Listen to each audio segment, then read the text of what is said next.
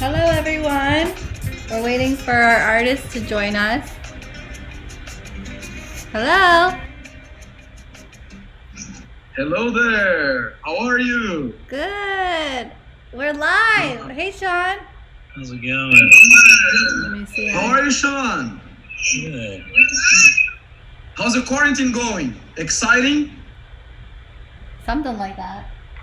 Let me check. Like that. Good word for it. Tell us what you're drinking, Sean. Mellow yellow. Oh my Melon God. I know. What is that? Wow. I don't even know, man. I'm drinking, let's just say this is not coffee. It's not coffee. Uh-oh. Is it wine? There you go. Not wine. It's not wine. It's rum with coffee. Oh. Oh yeah. Oh, Nathan's joining. There we go. We got another one. Excellent, excellent. Give me a party now. It's a party. Now it's a party. Nathan, how are you? Great seeing you. Hi, Jonatas. How are you? Great. How about you? Doing well, thanks. Hi, Dana. Hi. How's it going?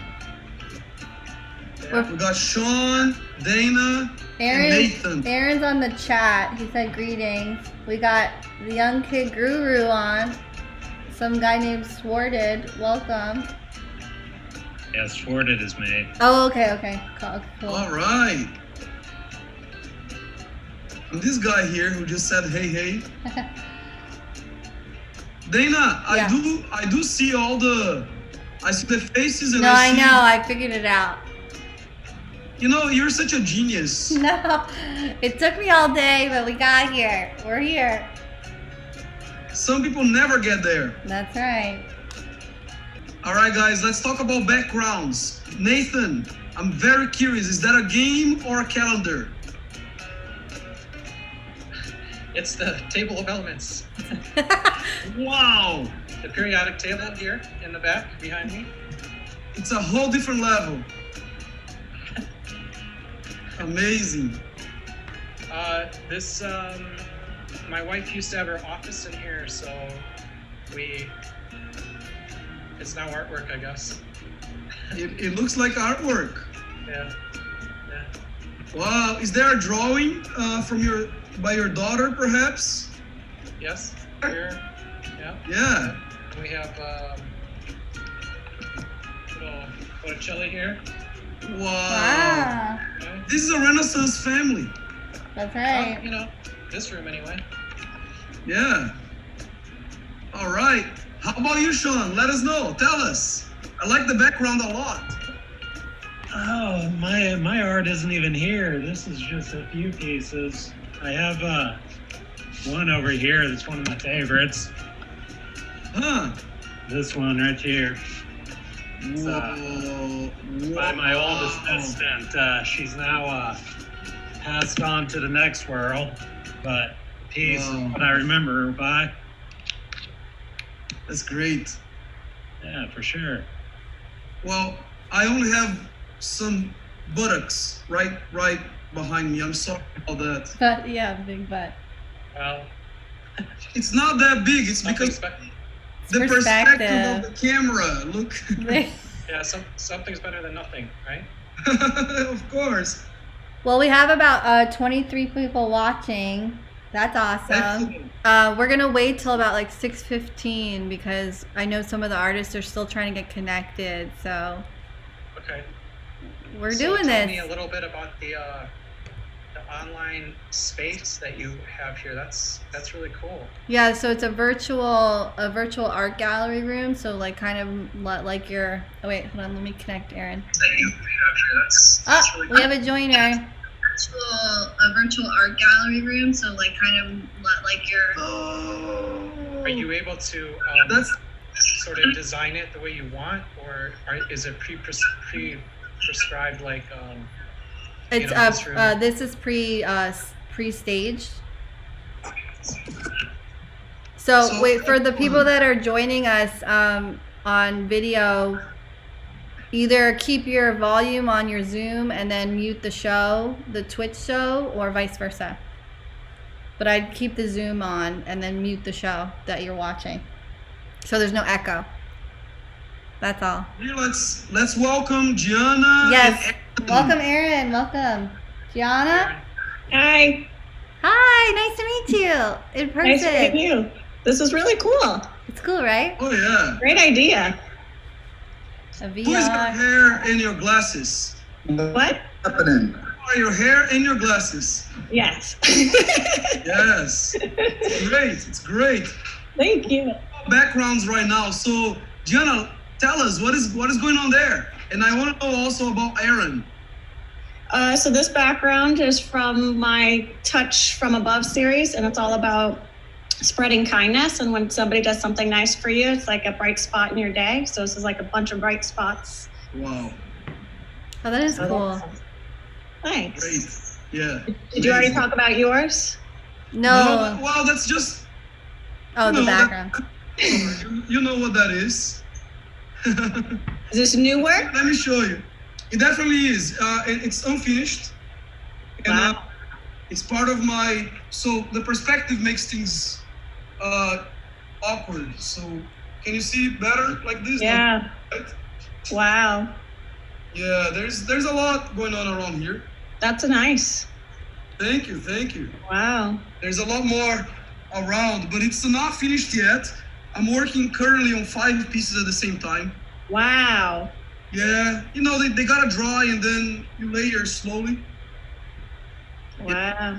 But this is it's showing a specific, it's about the hair. I have a lot of strong women in my family, Mm-hmm. in my history, and I often feature them in the wilderness, just starting again, just kind of like foraging, but Oh, still wow. keeping their natural mobility, their innate mobility as strong human beings.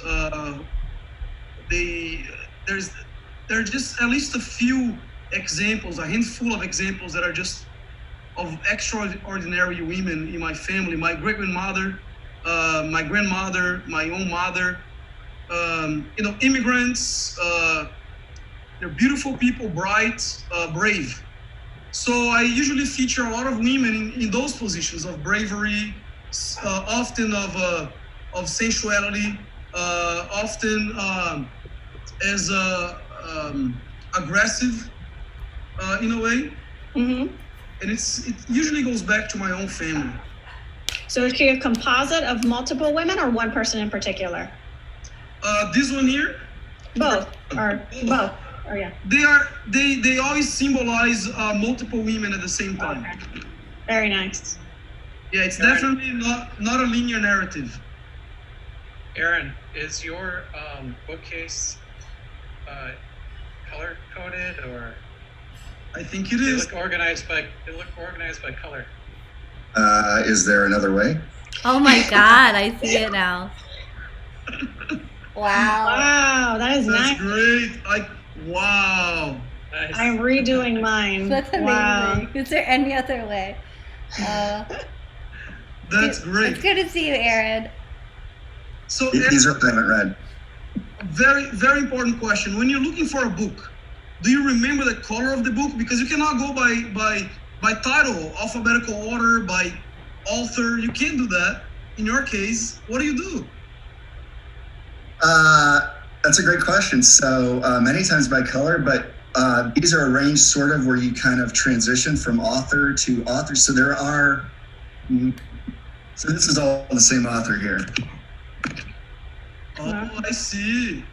So sometimes, if you're transitioning from black to white, you make sure that you've got sort of, there's this black white book that's the same. Black goes one way and the white goes the other. That's excellent. I have a card catalog that kind of, that I have to go to find a book. Wow. What a card catalog is? Yes. Not that young, Aaron. Okay. That's excellent. That's excellent. So I right. don't think anyone else is trying to get in at the moment. Mm-hmm. But we We've got had 111 total views. Oh, that's like the channel, I think. Okay. But 22 are watching with us, so thanks for being here. We know you have so many places you could, be in your homes, but you're with us tonight. It's gonna be fun. Social distancing. Oh yes. It's an excellent topic. What are your experiences for these past 3 to 4 weeks so far as creative beings? To say? Yes. It's been kind of a wild ride, actually. The chaos and uncertainty of things makes it difficult sometimes to do what we normally do. Mm-hmm.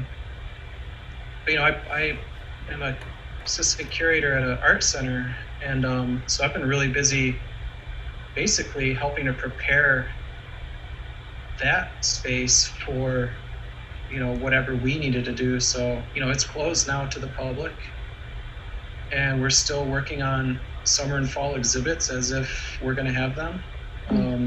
Very good. So it's kind of weird, the disconnect between everything shutting down and then also in your headspace, looking forward, because this will end, of course. Yeah. But it's been huge help us. I think in many ways, so I've been working at home, of course, and in many ways it's been kind of interesting and nice to maybe slow down a little bit, or it feels like slowing down, because I'm not driving back and forth and stuff like that. But there's been a lot more time with family at home because everyone's home. So it's had its positive aspects, I think.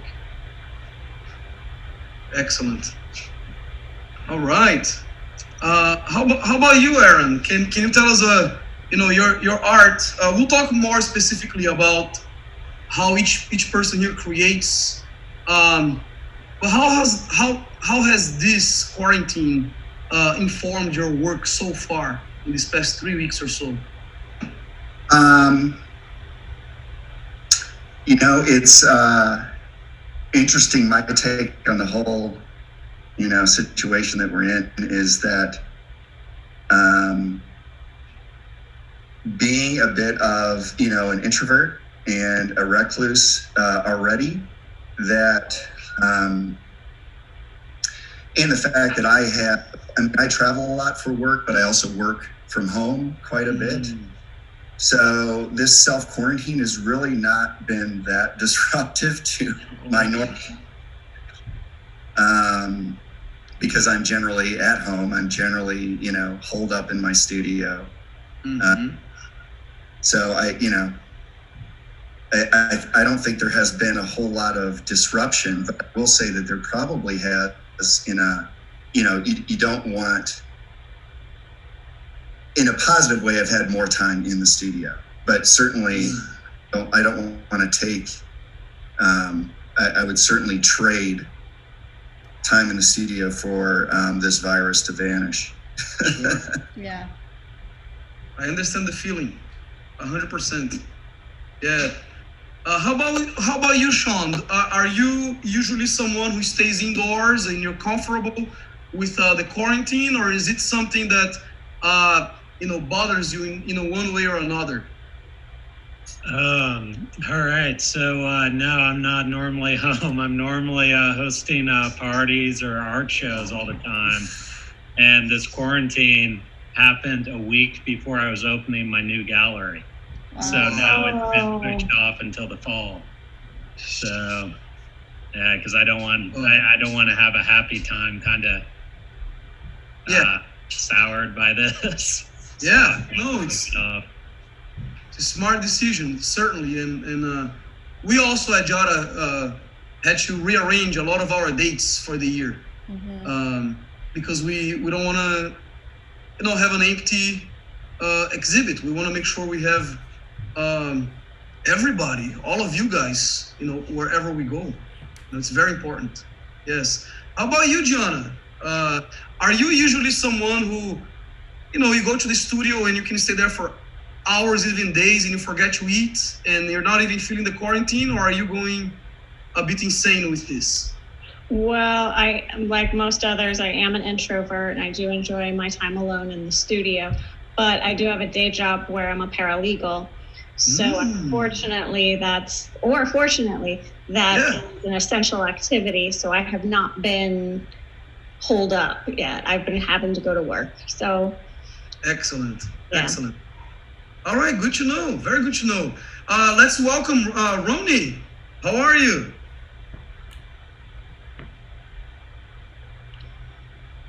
Can you hear us, Roni? Yeah, I hear him a little.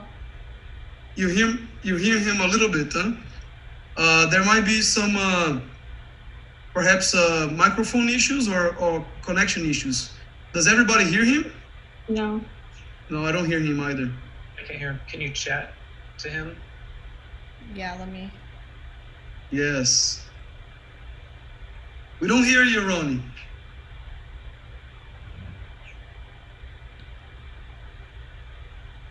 We'll see. Obviously, eventually there will be, if it does happen that we have a lot of people, then we won't be able to address each specific issue with microphones. But since the vast majority of people who are going to come in earlier are exhibiting artists, we want to make sure we can hear their voice as well.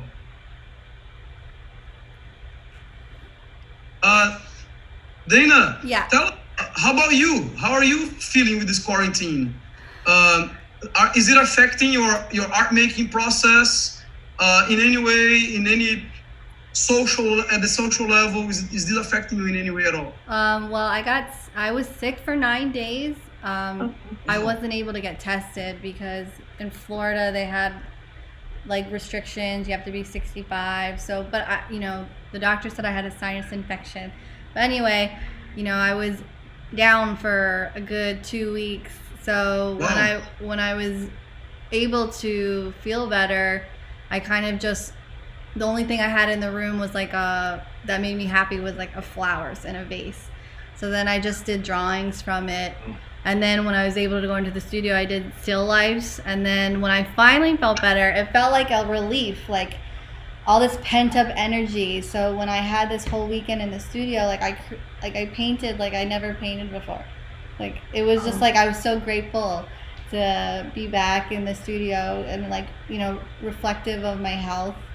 And it's kind of like Excellent. my sanctuary. Like the studio became like this spiritual haven where I felt like I was like processing what happened, and with what we're going through, it's just a lot.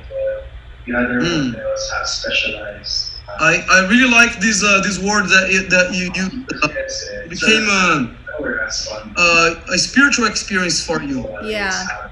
Interesting. Rooney, can you mute your one of the screens because you're echoing? I think. The Twitch, the gallery. Yeah. Can you mute the gallery one, Rooney, please? All right. Sorry. Okay. We can hear you well. How are you? You can hear me now? Yes. We can hear you very well. Welcome. Hello, guys. Hi. Hi. Hi. Welcome. Rooney, we are right now introducing ourselves to each other, our routines, and we're specifically talking about how this crisis, and specifically the quarantine, how has it disrupted at all the way you relate to your art making, your process of making art, or has it not? Like for some of us here in the room, there wasn't much of a change. How has it been for you? Yeah, it's actually quite a big change because I just arrived here 3 weeks ago in the US. Wow. I was supposed to have my open studio and exhibitions, but everything canceled. Wow. Oh, wow. Rudy, where are you? I'm in Boston now. Are you going you've just come to university or a residency? No, just here to join exhibitions and open studio.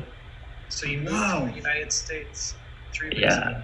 yeah. Oh my gosh. And I was supposed to be here for 5 months to do all the exhibition preparation, but everything canceled now. But I'm going back on August. Wow. Rooney, all we can say is, first of all, welcome to the US. It's not usually like this. Thank you. Yeah, I went here last year, and Okay. I was really enjoying it, like the culture, the art culture here. That's why I came back this year. But too bad the timing is not good this time. Wow. Well, your work, and we'll talk specifically about what you do, which is fascinating. But I think you have a lot of material now. You know, the many questions that you have been asking when it deals with gender, especially, and how people are relating to each other in the space of confinement, right? Yeah. I wonder how that will, play within you in your own artistic brain, because there's a lot going on with relationships right now. There's a huge rise in divorce right now. Yeah. There's also this idea that there will be a baby boom, right? But then a lot of experts are saying that perhaps not, because there's a lot of anxiety going on. But specifically when it comes to your art practice, and we'll talk more about that later, I believe you're gonna have a whole lot of material to work with after this. Yeah, actually now I'm working on a new series. As you can see in my back, it's like everything changed. I just go with the movement of this pandemic thing. Yeah. Sorry, my English is not that good. I try to. It's excellent. Don't worry. I'm so sorry, everybody. I have to leave for. I might come back later, but I have to go. Okay, thank you for Okay, Nathan. hopping Good to on. see you.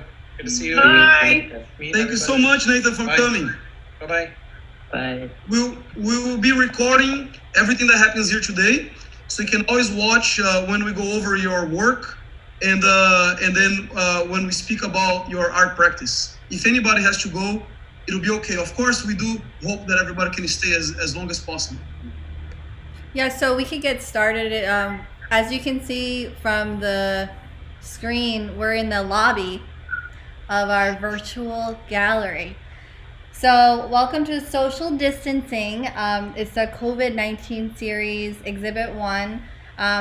With all the buzz with what's going on, Jada's planning to curate several exhibits. So that's why we titled this Exhibit 1, to kind of just keep the conversation going. Our virtual art show comes at a critical time, obviously, while we're at home and the landscape of art and our art attention from in-person to online is changing by minute. This art show is hosted by the Wandering Masters Art Salon on the PROVOKE-ART channel, and it's curated tonight by Jada Art organization. We hope this show encourages the conversation of VR art exhibitions, and due to the uncertain times and need for isolation, we come together from around the world online to showcase our works in a VR gallery experience. So this brings a lot of great opportunities through these challenges to expose artists on international levels. We're able to use this platform to communicate in a fashion like this to get other galleries, other curators. There's so much potential from a platform such as this. So welcome to the opening reception of Social Distancing. Much like in person, we're talking with the artists tonight at the opening night of the show. So grab your glass of wine or preferred beverage and let's get this show started. Excellent. Yeah. Thank you so much, Dana. So I'll let Jonatas talk a little bit about who we are in Jada while I move the gaming feature of the show into the All right, main thank you. room. Thank you so much, Dana. Well, a lot of you are already familiar with Jada. We don't know yet what Jada stands for, but we do believe that it stands for anything that you believe is important as an artist. We do have some We have a manifesto. We do have a philosophical background to the way we make art. But the way that we were able to best define what Jada is this. We're artists who share a philosophy that is very central to our identity as thinkers and as makers. We acknowledge that no current or past art movements are fully representative of our artistic disposition. In other words, we are a breed that is quite specifically in a moment in time that we cannot compare ourselves to others. And we have to forge for ourselves in a way that we have to create our own bridges. We believe we have to be self-sufficient. We are mostly Y generation adults, mostly, but not all, whose visual manifestations, our artwork, demonstrate a naivety that is both conceptually strong and highly informed. Today, right here, as we were talking, there's someone here who's a paralegal. There's somebody here who's a realtor. There are professors. There are librarians. There are people from all walks of life who are also incredibly serious, very serious artists. Jada is a meta-modern art collective. We'll talk more about what meta-modernism is. It's basically something that mediates between aspects of both modernist and postmodernist theories. We diverge from modernists because modernism defends absolute universal truths. And we also diverge from postmodernism because it excessively embraces an irony in the concept of art for art's sake. We kind of, we believe that there is a reason for which we make art. Art for art's sake stems from, there's too much leniency intrinsic to this concept. We recognize that there was a lot of significant advances that took place in the 60s and the 70s through Clement Greenberg and Harold Rosenberg. But we also understand that perhaps it was a little bit too lenient when we said that anything is art. We do believe that the intention to make art is what makes art art, but we also want to see more of a concept that is stronger. We want to stop the rejection of deeper meaning, of deeper content, of sincerity, of narrative, of folklore. These are all important things to us. We also value the observation of the natural world. So many of us here find inspiration in what is around us, whether it's figurative, whether it's realism or not, but you find answers and you find inspiration in the world around you, the tangible world. We also engage in examinations of the human condition, the didactic, also the philosophical, the political, and the spiritual. We don't reject any of that. We believe that art has divorced itself from some pivotal roles that it once occupied. So what Jada wants to do is to change the status quo by mobilizing artists, such as all of us, by embracing a pragmatic idealism as agents of culture, while challenging ourselves scholarly, skillfully, and conceptually as makers of culture.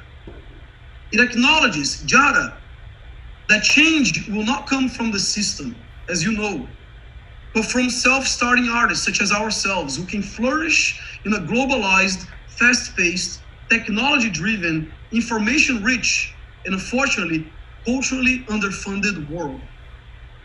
We do represent something quite interesting.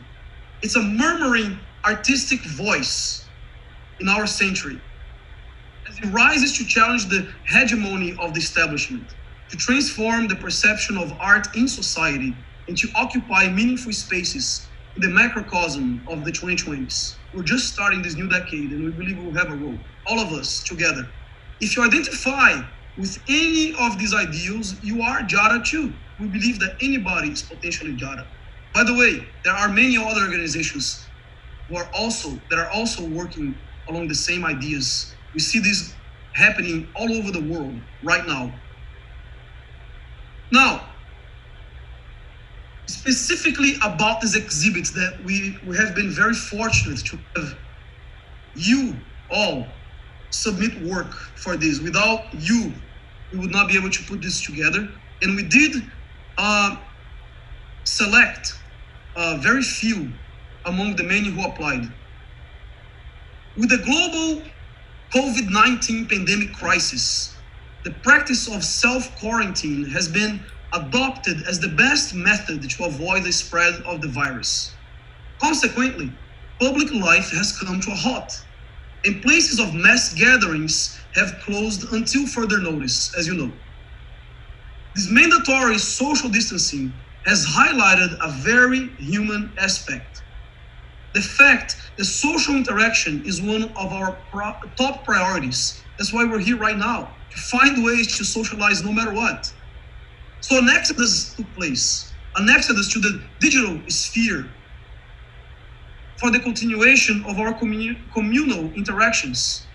We are having museum tours, we're having life cycle events, instructional classes happening all over the place, college, universities, art, dance, music festivals, by the way, all over the world, live music festivals with a huge audience, faith-based services that's happening in every faith group, fitness groups, as you know, via Instagram, everybody has a yoga teacher helping them out. Dating is popping up everywhere. Everybody wants to know how to continue dating. Counseling, that's a very important one. New services, because people are needing that even more now. Meal sharing, people are getting together for lunch, for dinner, for breakfast. They're cooking together. These are moments that have all mass migrated online. So this virtual exhibit, titled Social Distancing, will showcase artistic interpretations on the complexities of living in a digitally connected but physically distanced world. It will discuss the current psychological toll, the burden of self-isolation, the desire to forge meaningful cyber bonds, you know what I'm talking about, and the longing for return to normalcy and stability. Now, the subtitle of this exhibit is a digi-romantic response to the current 2020 global quarantine. So what do we mean by digi-romantic? Digi-romantic is actually a concept that comes from metamodernism, which we believe we are part of that movement. Digi-romantic, as we, Jada, defines, is this. These are interpretations by makers, artists, all of us, who function within a reality in which the internet permeates all areas of the social, intellectual, romantic, and spiritual and economic life. The art produced by such artists depict an emotional appeal that clashes and contrasts with the fast-paced technological ethos in which they exist. Their production is often narrative-based and aims to reclaim heroic, adventurous, romantic, timeless, and utopian themes through the lens of metamodernism. So in other words, we're surrounded by technology and we're incredibly comfortable with that. Yet, we have a deep yearning to have meaningful relationships. Unlike other generations, perhaps the ones that are coming after us, we still can remember moments that we spent time together outside, running the street, in which times in which things were still safe to happen on the outside, and we rejoiced in being with each other. We can now function very well with what's happening, but we also want to make sure we carry with us narratives, our folklore, and everything else that I already mentioned. So this is a good introduction, and I'll now pass the word to Dana, and then very soon we want to hear from each one of you artists. Thank you. Yeah, so this is the main exhibit gallery. I'm gonna go through the curation in general, and then we'll go one by one to all the works and kind of discuss it. Do you guys see it? Yes, I see it. It's like we're walking through. So just know, because it's VR and technology, there are glitches still being worked out. So the work is not to scale when they were put on the gallery view. So just know that we'll talk about the dimensions and size, but right now it's not to scale. So it's just keep that in mind. Mm-hmm. So these are the 14 works for the show tonight. So we'll start with our first one, quarantine activities and couples cooking. All right. So this is Gianna's artwork. Yeah. So digital art on vintage photograph, 9.5 inches by 12.5 inches. So that's a nice size, Gianna, right? Gianna, tell us about the process with this guy. This is awesome. Look at those dots. So I was really thinking about how this quarantine was difficult to wrap my head around, because you would walk around and it wasn't something you can see. Like after a hurricane, you can see the devastation and you can see the physical damage that took place. And so for me, it was just kind of hard to comprehend something you couldn't see. So I started using the little dots as kind of like the imagination of what, if we could see, what it might look like. And then using the old photographs, because it kind of felt like we were in a different time. It didn't feel, everything halted, things were different, and it wasn't like everything was just normal. So thinking back to the generations before us, I didn't want to go into a place of panic or fear. And so I was just reminding myself that, you know, generations before us have dealt with very difficult times. They have endured, we can endure. And so this was really, while being made in the present time, it was also a message of hope that we will get through this. So I think it's interesting because I was looking for old images and you see these activities or the pictures and it's like, it's not any different than what we are doing. It might look a little different, but people were cooking together, people were dancing together, people were watching TV. So it's kind of like there's nothing new under the sun. So. Excellent, Gianna. Gianna, I want to make sure I introduce you very well now to everybody. Give a little bit of your background. You are a mixed media artist. You were born and raised in Miami. You have an MFA, a Master's of Fine Arts from Florida International University, where you also obtained your Bachelor's of Fine Arts, right? Yes. Okay, and you have shown locally quite a lot. Different museums, different exhibits during Miami Art Basel in Miami Beach, the historical Moore building in Miami, in the design district, the Sky Museum, and many other places. You have shown different cities such as New York, Chicago, Seattle, Las Vegas, and you have this language. Your visual language is incredibly iconic. I've known of your work for quite a few years now. We went to the same school for our MFAs, and I have been a fan of yours. We can always talk later about purchasing one of your works.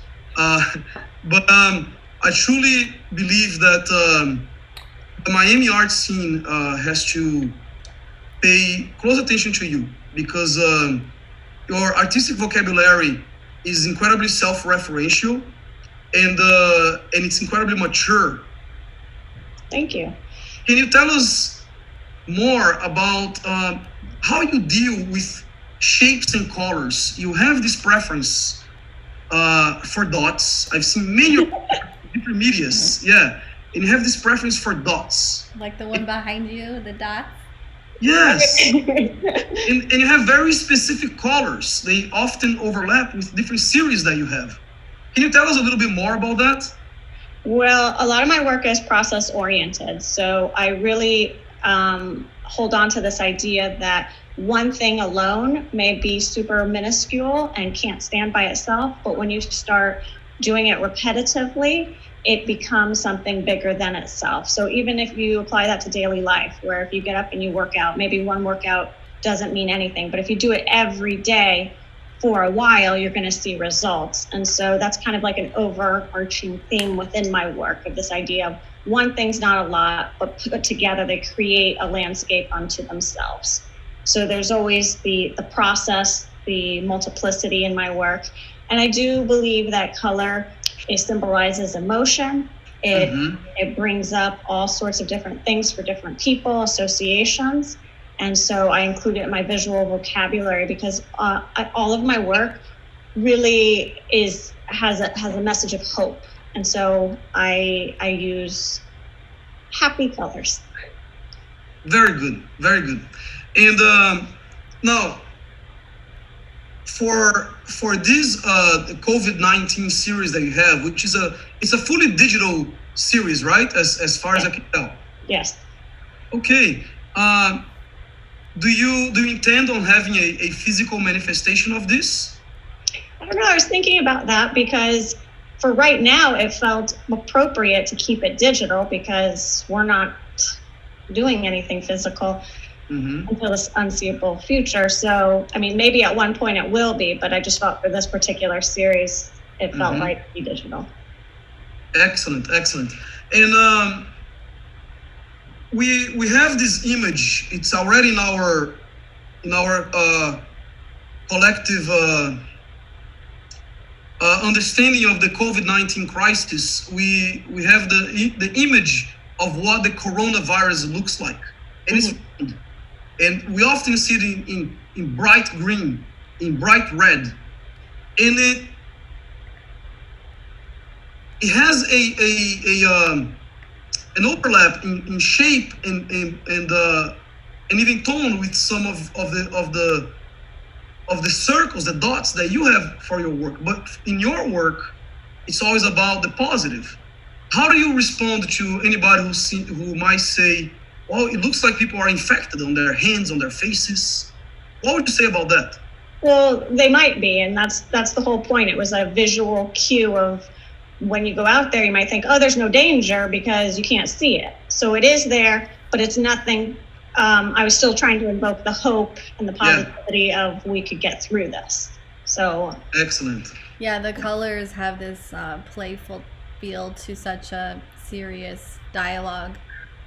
It was really expressed well. Thank you. Excellent. Does anyone have any comments, or Sean or Aaron or Rooney, do you have any comments about this work or thoughts? I just think it's interesting that not just this photograph, but her other works in this series, everybody, I mean, she had mentioned this already, but I mean, the colors seem to be happy, but the people seem to be happy as well. Yeah, that's a good point. Well, I think we have to keep our optimism together. Yeah. Very good. Yeah, and I also really love the contrast of you using black and white photos, but your artwork with colors. Yeah. It's really nice. Thank you. That's a good point. And for me, it just feels so much like a public service announcement. It's great. It's like all the warning zones and like the red flags, yet it feels so calming and humble that it's in your own home, yet it's not that at all. Yeah. Yeah, it does have that advertorial reflection to it. Have you thought, Gianna, about if someone is interested in having one of your digital works, how would they go about in getting it from you? Is it a USB stick? Is it a digital file? A lot of digital artists have to wrestle with this idea. How have you worked this out or not yet? Well, I'm still deciding if it's going to be something physical or not. I mean, right now I don't have a problem if it turned into that, but I guess we'll cross that bridge when we get there. All right. Do you have any suggestions? I believe it would be interesting if you could maintain it fully digital, but each person who has it, who owns one, would perhaps have a different file number that cannot be changed. Oh, okay. I like that. That would be interesting. Yeah. So that is awesome. That's a great idea. So I'll go to the next one to keep things going. So this is if you guys see it now, it's kind of a little delay. This is Exit Music 42, but in this series, it's titled Cabin Fever. Many of us have probably felt that every day or in spurts, but this is from Nathan Beard's collection. The one he had to leave and get off the line. It's acrylic on wood panel, 24 inches by 24 inches, so it's square. So, Jonatas, do you want to comment on this one? Start out. Sure. Well, first, I believe we should understand who Nathan is, right? He's an individual who has incredibly deep thoughts, right? He's very specific about how to hang his work. Often they all come with specific millimetrical instructions on the back of each one of his works. So it's very important to understand how he observes and how he likes his work placed. What we do know about his biography is that it's usually abstractions, representations of fleeting moments of everyday life, of his everyday life. And they are usually based upon a recollection of sensations, colors, and spaces that he perceives during those moments of everyday life. He's inspired specifically by the density and the variety of Floridian flora. So really, the plants of Florida. And he's conceptually drawn to the interweaving layers and also of the metaphorical application to memory. So in other words, how he recalls moments in time. He studied fine arts. He has a bachelor's degree from the Colorado State University. And his studio is in St. Petersburg in Florida. So knowing more about Nathan, what are your thoughts observing this artwork? I first would like to open up to everybody who's here.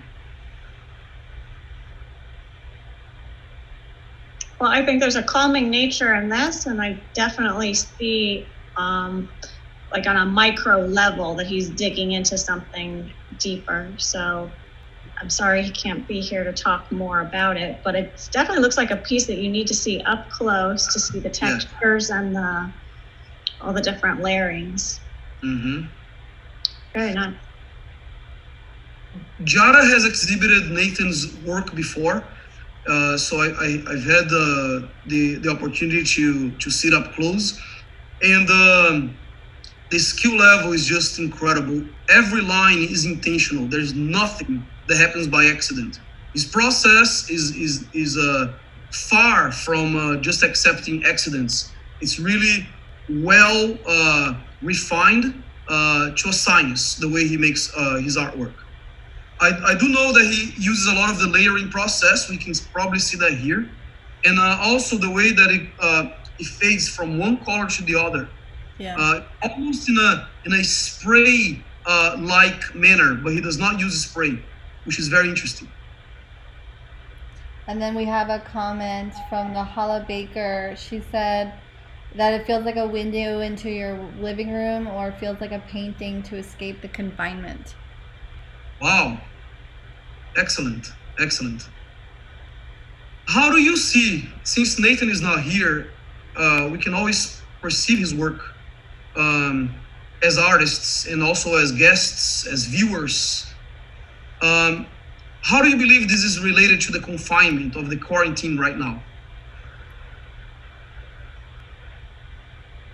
Well, with it being, he titling it Cabin Fever, it's got that energy, the vibrations, because it also is feels very musically lyrical.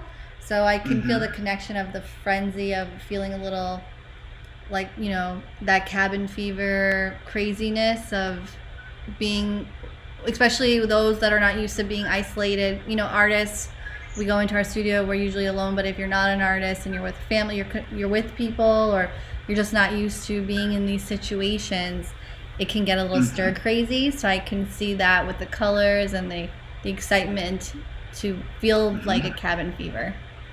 So that's what I portray with the title. Anybody else? Any thoughts? Yeah, for me, it's almost like you jump right into the middle of the ribbon-like pattern going around. I don't even see it from a front perspective. I see it from an immersive perspective, and it's like you're literally tangled around all of these colors, these textures that are like everything that's going on in the world right now. So the feeling of cabin fever, it speaks to me. I feel tangled up in it at the moment. Yes. Excellent. Anybody else? I believe Aaron was going to say something, right? Sean took the words right out of my mouth. This gives me the sense of being wrapped up, tangled up, trapped. So I think the title is perfect for this piece. Excellent. Yes. Anybody else? So I believe we should move forward now. Okay. But before we do so, I just would like to say that most of his works, he also makes reference to music. There's a lot of rhythm. You will definitely see the movement and rhythm in his work. Yes, it feels tangled up and hot. Great. What is coming up next? So next we have, its title is Immune. Acrylic on canvas, 40 feet by 40 feet, right? I think this is Rooney. Yeah, correct. So does anybody else have issues with the sound? Hello? Yeah, we can hear you guys. Nice.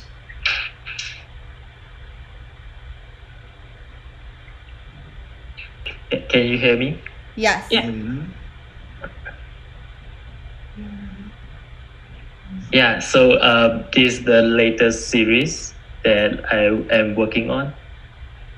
Can you tell us a little bit about your title and Immune, and like you did this during the recent outbreak, correct?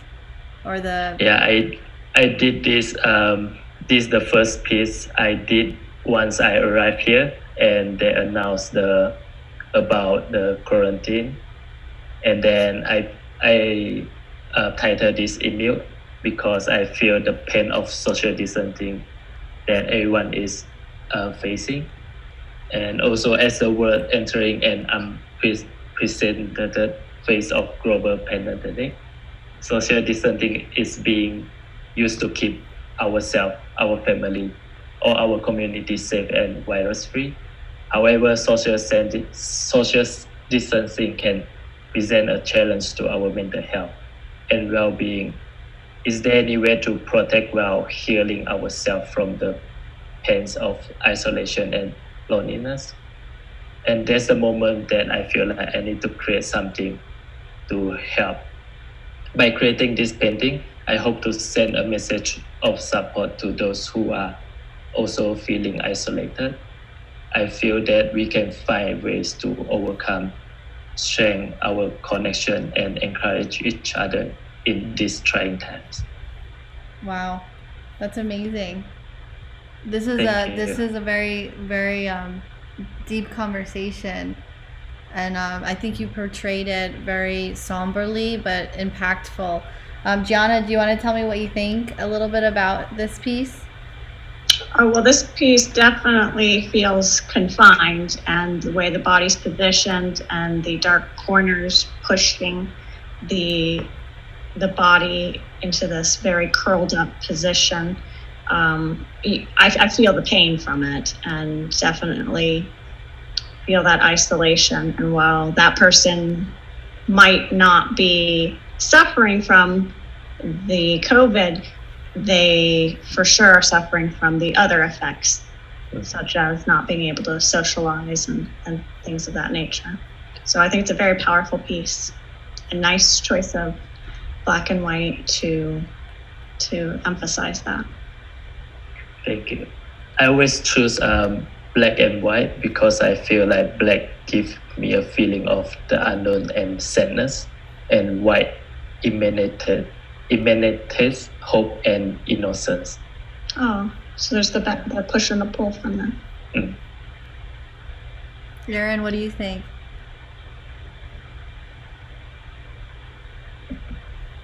I love it. What is the size?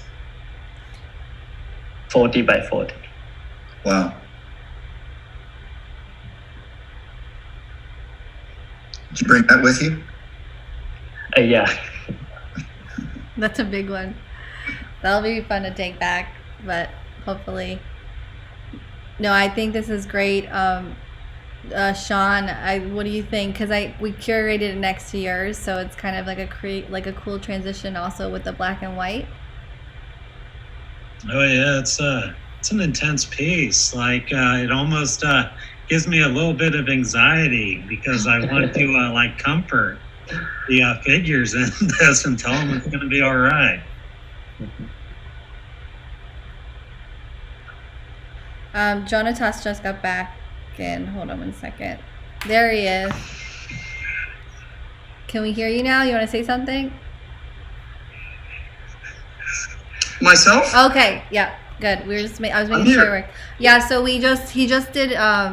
He described the process of the work, and we're throwing you into it. But we want to know what you think immediately by looking at his piece. Definitely. First of all, sorry for the situation that just took place here. No worries. Looked at the biography of Rooney? No. Okay, so let's take a look really quick because I believe it's incredibly important. Again, we don't believe it's important for you to know any artist's biography, but because it is a virtual reality exhibit, and we have many artists, I believe that it'll create more of a rich experience, knowing where they're coming from when it comes to their process and what makes them want to work as artists. So, Rooney, is that the best way to pronounce your name? First of all, is that what you go by as an artist? Yeah, Rooney, or my Chinese name, Ong Jing Ren. Okay, very good. Yeah. So we're going to learn both versions very soon, hopefully. Right now, I'll call you Rooney, but I'm sure to be able to call you by your Chinese name, which is an incredible name. Is there any specific meaning to it? Yeah, the meaning of it is silent. Oh, Wow. Yeah. that's great. And this piece feels very silent. Yeah. Mhm. Wow. That's. Wow, great. I'm glad I asked.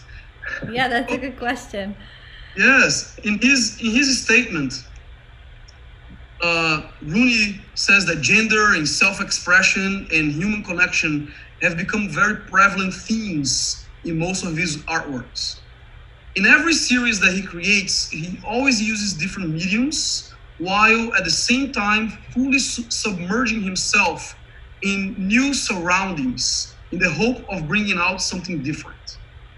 So there's this duality. Different mediums, new surroundings, looking for something different. His concepts. So in his latest series, it is based on real people and stories. The drawings are from life, and he likes that because it keeps him loose, fresh, and accurate. And using live models bring to the table what photo references cannot.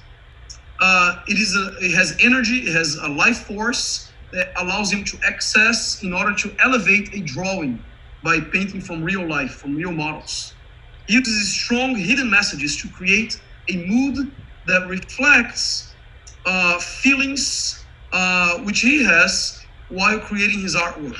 For his pieces reflect the real human experience, his real human experience and emotions, such as loneliness, happiness, hope, and love. By creating this series, he hopes to send a message of support to those who are also feeling isolated. He hopes they can find ways to overcome, they can find strength in their connections, and also to encourage each other in these trying times. So that's what he seeks to achieve via this latest collection of his. Very important. So We went around and talked about each person mentioned their impression of the piece. mhm, And for me, it's acrylic, but it feels very charcoal like definitely. Rooney, which it has a lot of drawing elements to it, which was a cool surprise because when I saw that it was acrylic, I felt like I could touch the person and connect to the arm and the body parts like I'm touching it. So that really conveyed well, kind of like when you use charcoal based, you can leave that imprint.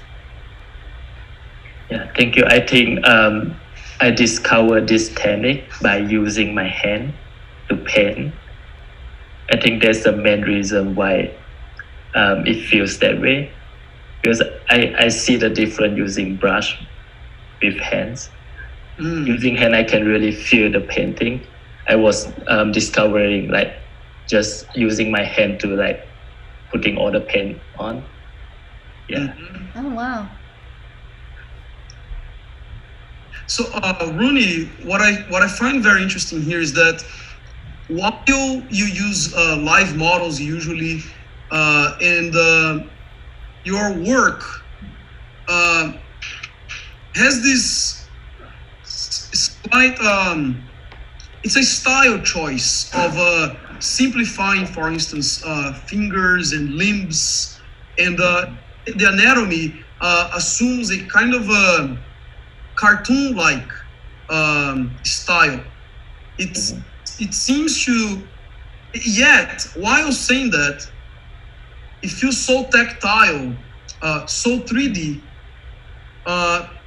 We can feel the flesh, and I believe that you just explained how and why, because you paint with your hands straight.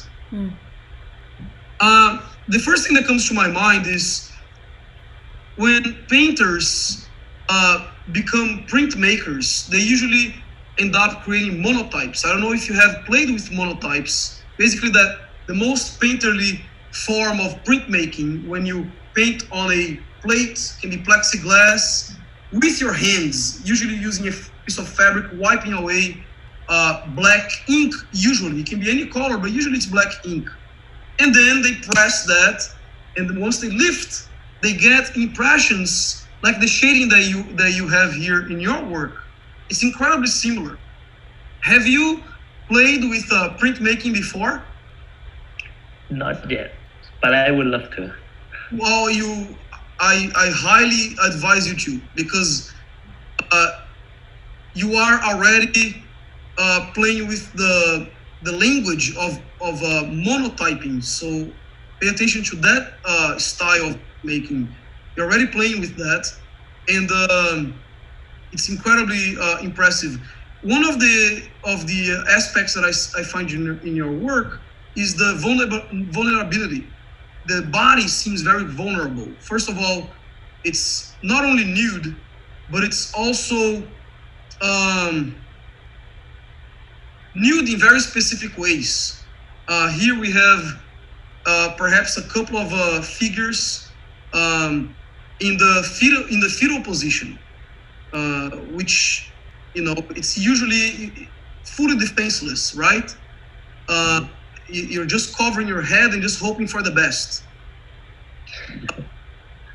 I think there's a little story about why I chose life model, because I came from Asia, which in my country, life drawing is not a thing. And once I arrived here last year in the US, I joined one life drawing in Somerville. I was like, wow, this is amazing. This is fascinating. And then I discovered that I have to go every day just to experience. And then that's the moment I discover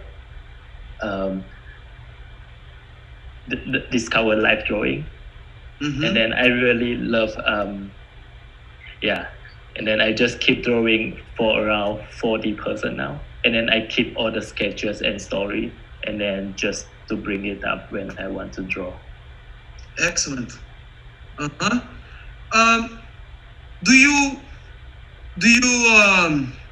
what is the role of vulnerable positions in your work? Because I see that in a lot of your work. nudity, nakedness, but also very vulnerable. Like this is like a fetus, right? Like a little baby in the womb of a woman. How does that play in your art making? You seem to have preferences for vulnerable positions. Yeah, I normally will like interview them, like what can you present me your saddest position. It's weird because I can only draw when I'm sad. This is how I draw. Mostly I need to listen to emotional songs and then to get into the mood and then start drawing. And also I have model to post something like happy. I love to draw too, but it just doesn't get, I just don't feel it. That's why I discovered that sadness is part of my painting. Excellent. We live in a world in which we push away visual manifestations of melancholy, sadness, loneliness. Every artwork has to bring about explosive, positive, seemingly at least, emotions. In yours, it seems that sadness, loneliness, isolation is essential to your artistic language, and I prefer that because melancholy, as many say, is at the center of creating the deepest artworks of human history. Have played with melancholy, and you have that. Are you familiar with Goya's artwork? You know, for instance, Goya, the Spanish painter. Okay. You have a lot of that, and again, he was making printmaking when he created this one series of nightmares, and it almost seems like references. It's really incredible, very powerful work you have. Yeah. Thank you. Well, it leads well into the next work, which is black and white. As I zoom out, so this is if we could go to the next one.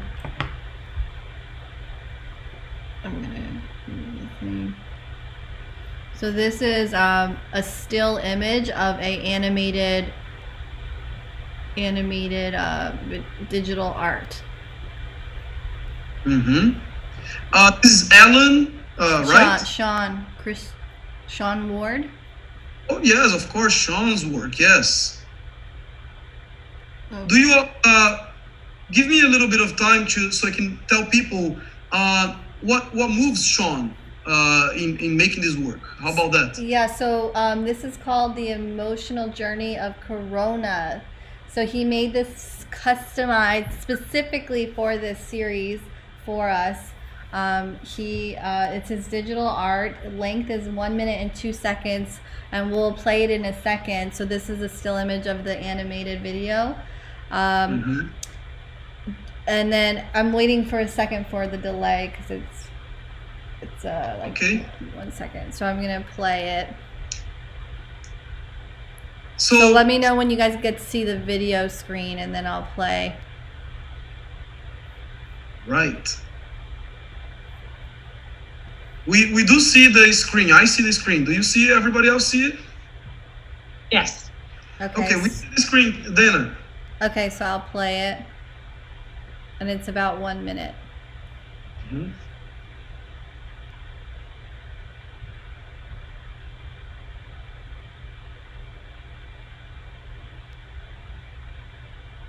Oh, I see.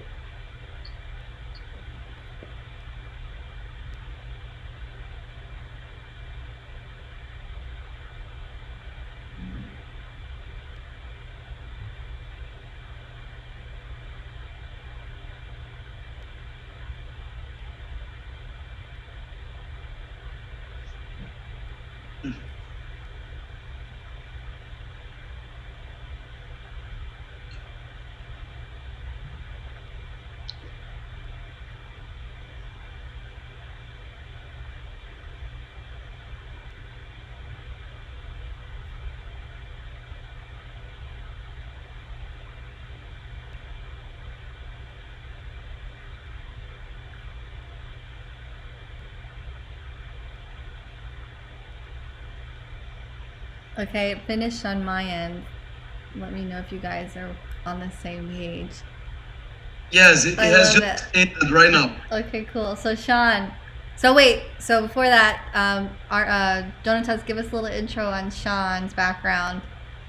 Definitely. So this is Sean Christopher Ward, and for this series, what he says is this: throughout this pandemic, every individual has been on their own journey of understanding and evolving to the current day and age.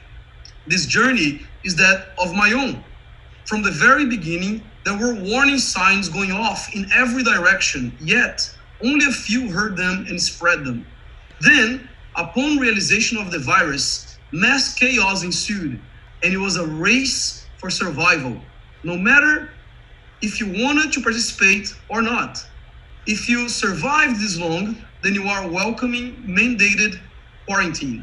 Whether that quarantine is due to contagion or self-preservation, emotions light on fire and you are forced to deal with it alone. There is hope, though, that one day your own circle will be back again, and you will all be safe. And you will all stay safe within your bubble.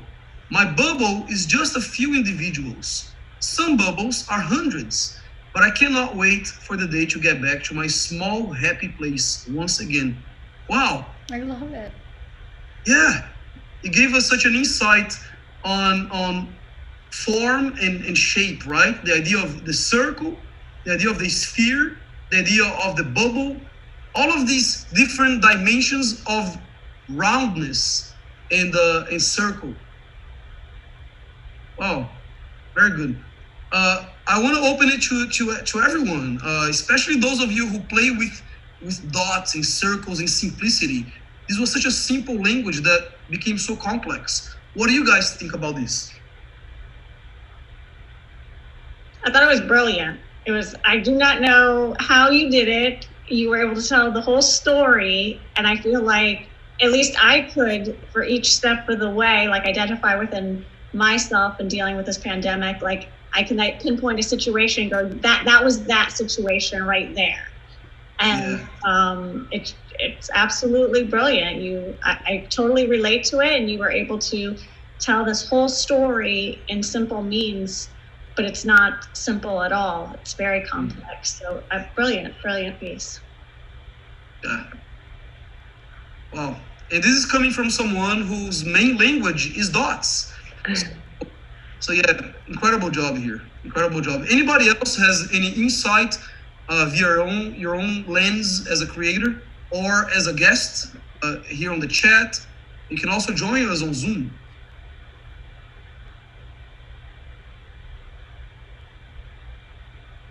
Yeah, when I first see it, it looks really simple, but it's actually really complicated. I feel like I'm following the journey with Sean. Mm-hmm. This is incredible. Yeah. Sean, it seems that everybody has a very similar opinion that we could really follow the narrative, the storyline of what was happening here, being led by this dot. Look at this part right now. It's just fascinating. Spreading, virulent. But then you talk about the circle of friends, very few people within your circle, your bubble, which you yearn for that, you long for that, you miss that. Great. Thank you so much for making this specifically for this exhibit. I believe that a lot more people need to see that. Your visual representation, again, the idea of not adding more than you need.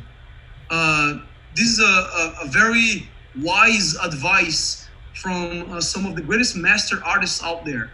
You never need to make more than what is necessary to convey the message. And you convey the message in such simplicity, and that's why it seems so complex to all of us. Thank you so much for this. Yeah, no worries. So I did want to give a little backstory behind everything too. Yes, please. Please. Right when the pandemic put us into stay-at-home orders. The week before that, our entire studio got quarantined, and we weren't allowed to get in there. So I haven't been able to do my traditional paintings. So I had to resort to going strictly digital, even in my artwork now, and that's what made me want to create these animations, because it's something I've only been doing for a few months now. Wow.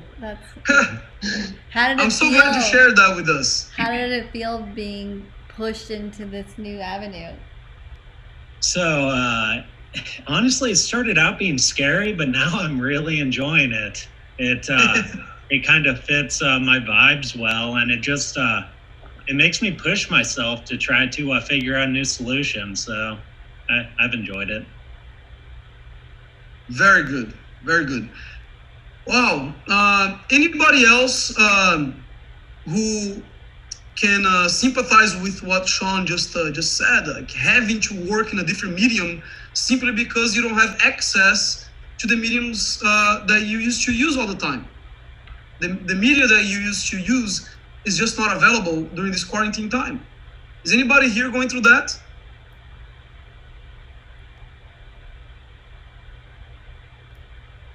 Okay. All right. So very good, very good. Let's move forward. Thank you so much, Sean.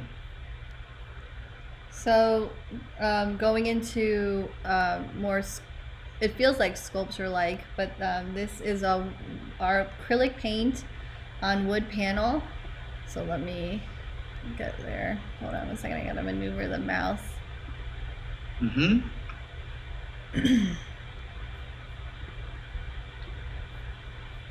We have Untitled white on emerald, acrylic paint on wood panel, 9 inches by 11 inches by 1.5. Christian Garcia-Olivo. He just connected too. So Christian, hi. Oh, welcome, Christian. You came just in time. You came on to the I show. made it. You made it. Oh, great timing, Christian. Welcome, welcome. So, Jonatas, tell us a little bit about. He submitted a statement. If you want to. Definitely. If you want to. Yeah. So let's see here. So Christian, in his statement, says that his work explores paint as a sculptural medium. Okay. He's interested in the way that paint can be manipulated and transformed to create different forms and textures. He's controlling and shifting the perception of a liquid medium by forcing it to behave in a way not inherent to its natural state. In his recent work, he's using craft techniques such as weaving and collaging as a way to examine and challenge contemporary issues, bringing attention to the hierarchy of art mediums and the ongoing subordination of craft. By elaborating on craft's marginalized status in the art world, he is aiming to address the identity politics of the other. So a lot going on there, right? We often hear these discussions. It's incredibly contemporary to talk about the marginalization of craft not being treated as fine art, right? All of these definitions that are so problematic. And there's a reclaiming of this. The idea of the other. So many people, especially women, especially communities, minorities, who have used of weaving often to express their identity, just like one can do with oil paint or acrylics or sculpture. They have been doing the same thing, yet those artworks are considered craft. But here Christian is challenging that. So that is the background. That's the statement of Christian. Let's take a look at his work all together. Can we get a little bit closer then? Is it possible? Yeah. All right. I'll do that while you guys start talking. It might take me a second. Oh, gotta go around. There we go. Oh, it's like driving a car. Yeah. It's fun stuff. Okay. a little bit at an angle. That's okay. So once again, Christian, since you just came in, we want to make sure you understand that the size here is not true to life. Yeah, it's not to scale. Mm-hmm. Yeah, it's not to scale. Right. Yes. Can you give us a little bit of a background without an explanation? We want to definitely digest this for ourselves first. But can you give us an idea of size? Yeah, it's quite small. It's actually only about like 9 by 12, and I actually have it here. Let us see. I brought it out so you can kind of see All right. how Oh, it that's awesome. is. Excellent. Hopefully, if you can see it. Yeah, we can see it. Oh, I Yeah. see. So I mean, it's obviously here it's all two-dimensional, but if you can kind of see how it becomes more 3D with the weaving, Yeah. 100%. cultural, yeah. And with That's that. with this situation, I totally see a mask, like the whole protection. It's gonna I do protect too. me. Yeah, I definitely made this piece specifically for this show, and I usually work with more like just regular geometric shapes like circles, squares, rectangles, and things like that. And I just felt like moving or going forward with this whole era or what's happening right now, I feel like the mask or this kind of shape is going to be so important to our time and kind of stuck in everybody's mind, in my opinion. Yes, this shape will be ingrained. Yes, exactly.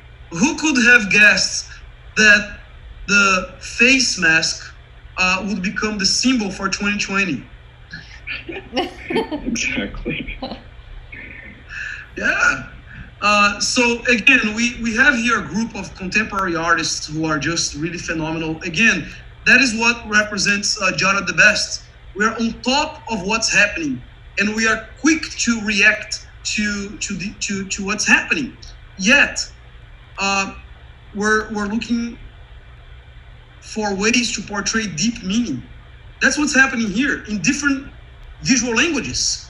So again, meta modern, Jada, whatever, however we want to look at ourselves as a group, it's not confined to one way of doing things. It's more of a mindset. And what you're doing here, Christian, is responding so quickly in such a refined way. You know, I wonder what your process is like. Do you fire this? Is it liquid and then it hardens? Can you give us a little bit of a background? Right. I mean, acrylic paint, if you just add layers and layers, it can become quite thick. Yeah. Right. So I just let it dry naturally, and I think this brand that I found from LA for some reason just works really well. It doesn't fall apart. So Yeah. I'm able to create these strips and then weave them together and then collage them onto the surface. Wow. Here we have a few artists who you really need to connect with, because they also work with the plasticity of paint. Right here in this small group that is here right now, definitely you guys really have to continue talking to each other, because having the sculptural aspect of liquid paint, right? That is something that I have seen already in the works of many of you who are here. It's overlapping a lot. It's definitely something to work together, to collaborate. In this aspect of your work, do you believe you're going to create a longer series, or are you going to perhaps stay with one piece or two? With this whole symbol mask thing, or just in general? Yeah, the COVID-19 series, let's say. I haven't thought about it too much, but I guess now that you bring it up, maybe I will. I had been working on work for a solo show that was supposed to be this month, actually. So my focus has been on that for the moment. But maybe after I finish with that, I'll probably come back to this. I encourage everybody to see his other works. They're more geometric, right? They have more defined shapes, and this is a departure. This is a departure from that. I've had the pleasure of looking through everybody's artwork a lot more as we got prepared for this exhibit. And I look forward to. Yeah, I have some back here. Sorry to interrupt you. Okay, so go ahead, show us that. Specifically, yeah. Kind of like this gigantic one. So again, it's just a square. Yeah. But again, it's all 3D paint or 3-dimensional in form. And then I have some other smaller ones. And so usually don't tend to use a lot of color. Yeah. And I don't know if you can see. So that is all acrylic paint? Correct. So wood panel and then the acrylic paint. That is amazing. Thank you. I was always fascinated with peeling paint and again, it becoming more of a material. Yeah. Yeah. So that kind of inspired that. Mm-hmm. If you don't mind me asking a little bit about your process, I know it's delicate because it's kind of like a little bit of our secrets. You okay? Yeah. We're not. I promise not to copy. But do you usually pour them on plastic and then peel it off? Yeah. Okay. There's definitely this movement going on. A lot more people are starting to realize that there's so many ways to engage in 3-dimensionality via materials that have usually been used for the 2-dimensional. Right here in Miami, you have a phenomenal artist, Ronald Sanchez. Some of you know him. Those of you who are here in the Miami area with the Laundromat art space. I encourage you to meet with him at one point and to talk. He engages in simply working with paint skins. So it's all about the material being the piece itself, the peeling, and that's it. This is happening definitely in the Miami area. Some within this pop art kind of idea, a lot more brighter colors. They depart from you a little bit. But you guys are part of a group of artists. You should definitely get together. Yeah, I'll have to. If you can type the name of the artist. I will. I'll definitely do that. That would be awesome. Yes, I'll definitely do that. Yes. Does anybody else have any comments on Christian's artwork? I believe it's quite fascinating. Someone commented. Yeah, I would. Oh, go ahead, Aaron. Well, I was just going to say, I mean, this, the image of the mask here is pretty prominent, but I think there's, it's just interesting now that everybody is sort of hyper aware of hygiene and washing your hands, all these hygienic practices that have sort of taken on a higher priority. This piece, in addition to the mask, I see the color and the texture of the background is very much toothpaste. And the material for the mask is very much Q-tips. Wow. Okay. So I just see a lot of hygienic practice in this piece. Interesting. I didn't see that, but now I won't be able to not see that. Excellent.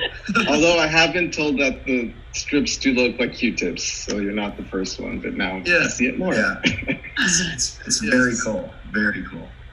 Thank you. Excellent. Thank you so much, Christian. Thank you.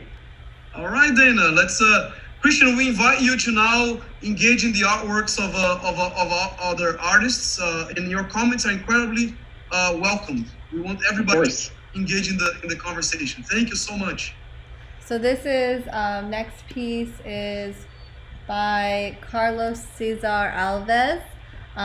He is a Miami-based artist, but I'll have Jonatas go over his bio in more detail. But this is entitled is Rapture, mixed media on canvas, 48 inches by 72 inches.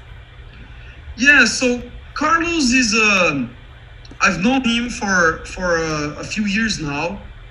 He co-owned a gallery at Wynwood. We have shown many times together. We have traveled together before to show art, to have exhibits together. He's definitely someone who everybody needs to check out, because there's something very special about him. First of all, you have to see his artwork. They are usually very bright. His colors are not muted at all, unlike this artwork that he's showing here right now. Carlos specifically is colorblind. He does not see colors at all. He only sees black and white. Yet his artworks are very, very colorful. He's well known for his colors, and he has won many prizes for having incredible colors in his artwork. And I want to read a little bit about his influences, where he came from. He's somebody very interesting. He came from the business world. So artist Carlos Alves, he was born in Brazil, 1964. He's enigmatic as a painter as he is as an individual. His influences are from European modernism and American abstract field paintings. So Mark Rothko and all these people, mainly seen through the large expanses of color, which cover great parts of his canvases. Among a plethora of styles, the Dada movement is very important for him, also largely influences Carlos, as his paintings employ ready-made objects. So he has a lot of very sculptural pieces as well, collage and assemblage, with strong references to industrialism. Prior to becoming a renowned and prolific artist, Carlos was a high-level General Motors executive in Brazil and a Citibank project manager for technology in the US for 10 years. Not only is this an unusual professional background for an artist, but Carlos also has a condition which greatly conflicts with his artistic practice. His eyes lack the color-sensitive pigment in the cells of his retina, making him totally colorblind. Nevertheless, the overwhelmingly colorful works of Carlos Alves tell a visually rich narrative through pigment, shape, form, and polished textures. For Carlos, the canvas serves as a mask and a magnifying lens, allowing him to choose when to reveal important elements of himself and of his world through mark making and layers of paint. So now we know quite a lot about Carlos. He's 100% a fascinating individual. Can everybody hear me well? Yes. Okay, excellent. Let me see here where I can see everybody. Okay.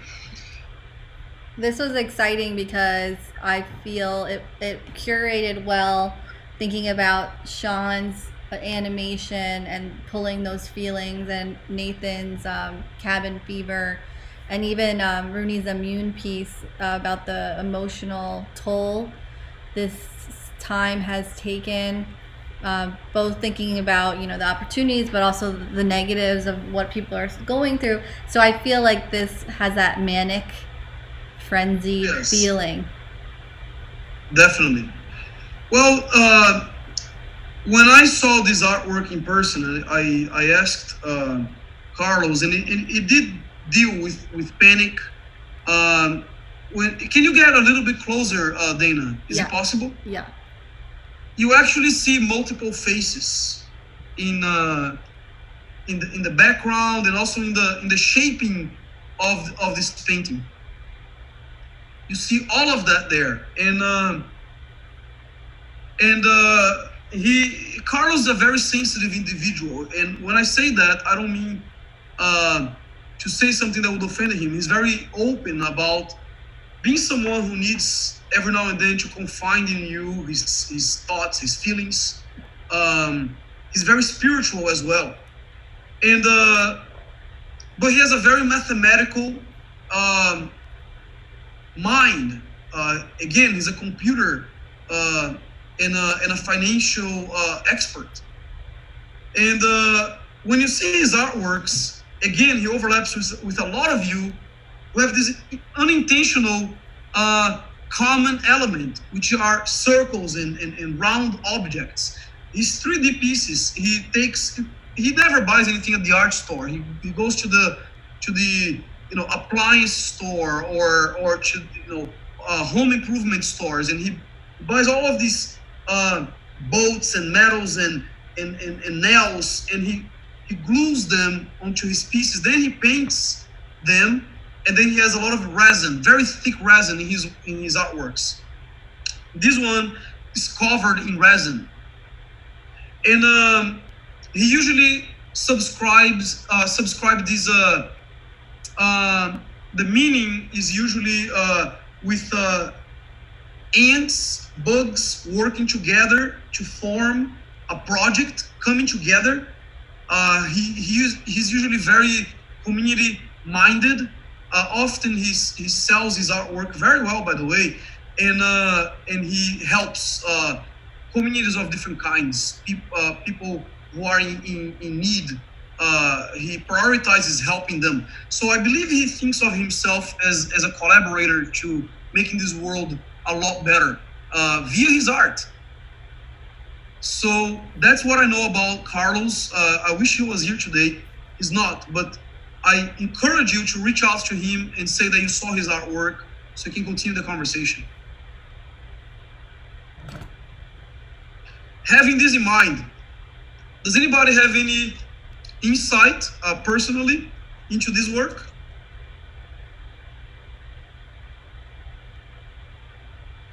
Oh, I love it. It's filled with chaos, and just hearing about all the layers and the way he goes about creating the work, it just makes it so much more powerful. This is insane. I don't know how to properly describe it. It's just of its own nature. Yeah. This is a very large piece, by the way. Yeah. It's a very large piece. It's probably 6 to 8 feet tall. Even though I'm curious about the process or the material, because I know that resin can be very toxic and kind of dangerous to use. And I don't know. I'm curious as to why someone would put themselves in that situation. So, I know. So here's the thing. But I know that's what we're doing now. I mean, I feel like there's a lot of people that are going out and about and doing things even though they're not supposed to. So it's kind of, or maybe I'm just trying to relate things. I know. Well, Carlos he can make anything. So he has his own studio, which is very nice here in Miami. And he has owned many galleries. I believe he owns one right now. And he usually makes, the walls. He builds stuff. He's a guy who can, if you need stretcher bars for your artwork, he'll get it done. And it'll be the best you have ever seen, and he'll get it done in a few minutes. He'll take his time to make sure something is structurally sound. So these canvases are incredibly heavy, and he doesn't care about the wall not being able to hold it, because you make sure the wall that is strong enough. Because if it's not strong enough, he's going to build a wall to be able to hold the painting. That's the thing. We've had exhibits at his art gallery and art studio, and everything is done to perfection. He doesn't mind the toxicity of resin, because he opens all the doors, he wears masks, and he just has a lot of fans blowing, I believe, to make sure he doesn't catch anything. But he just has his materials, and he doesn't change his materials. He's very specific to the materials he likes to use, which are usually wood. He doesn't like much, he doesn't like much canvas. It's usually wood, acrylic paint, hardware store stuff, anything from the hardware store, and then resin. Most of his works have resin, heavily, wires and all that. That's it. He's just very careful. I've seen him work, and he doesn't seem careless, even though I believe we all suffer harm long term with what we love to do. I know I do, and I'm sure we all do, one way or another. So that is what I know about him. And then we have a comment that it looks like a tree. So yeah, I see that, like the bark and the bigness of it. Yes, we do have a lot of good comments here going on. Yes, it does look like a tree. And as we know in art, it doesn't really matter what the maker of the one piece thinks it is, right? Usually, we're doing here something that goes against common practice, even the way we do things as Jada. We usually don't talk so much when we see an artwork. We usually don't give the biography of the artist because none of that matters. What matters is really the viewer's experience when it comes to the artwork. I believe that we can only make about 70% of the artwork. The other 30% is finished by the viewer. So everybody becomes a co-creator, a co-author. Every viewer, every guest to any art show becomes a co-creator in the interpretation, in the making, in the finishing of the art piece. And we do know that an art piece is never really finished. That's presumptuous to assume. Now, because it's virtual and because we have limitations, in other words, we're not so close to the piece, so we're doing things a little bit differently this time, giving a lot more background. But it's very important that if you see a tree, I would say it is very much like a tree. It's perhaps a tree, even if Carlos doesn't know. And then moving to the next piece next to it, because as you can see, his has some blue elements in the. Yes. So this one is Aaron's. Let me zoom out a little. Right. So this one is Miscreant 5, oil and acrylic, 64 inches by 64 inches, Aaron Jackson Bowman. All right, Aaron is the artist that is right here at the bottom of the screen, who has his color-coded books. Yeah. Aaron has a very interesting mind, and we'll talk a lot more about Aaron. But let me give you the statement that he sent to us. I think you will understand his artwork so well after this well-written statement. So in his art statement, Aaron says this: "There's nothing to decipher. It is not esoteric. It is absent of any deep-seated riddle. It neither follows nor professes any manifesto. It is not about suffering or empowerment or passion or religion. It is not about politics. It is not a movement, not the birth or continuation of one. It is not intellectual, psychological, or seminal statement. The work, however, is not about nothing. That would be pretentious. What the work embodies is the most basic form of mark making. It is about line. It is about arrangement. And the celebration of the scribble is its principle. And the scribble organized simply implies a picture, informs a composition, a conscious choreography of movement, balance, and color.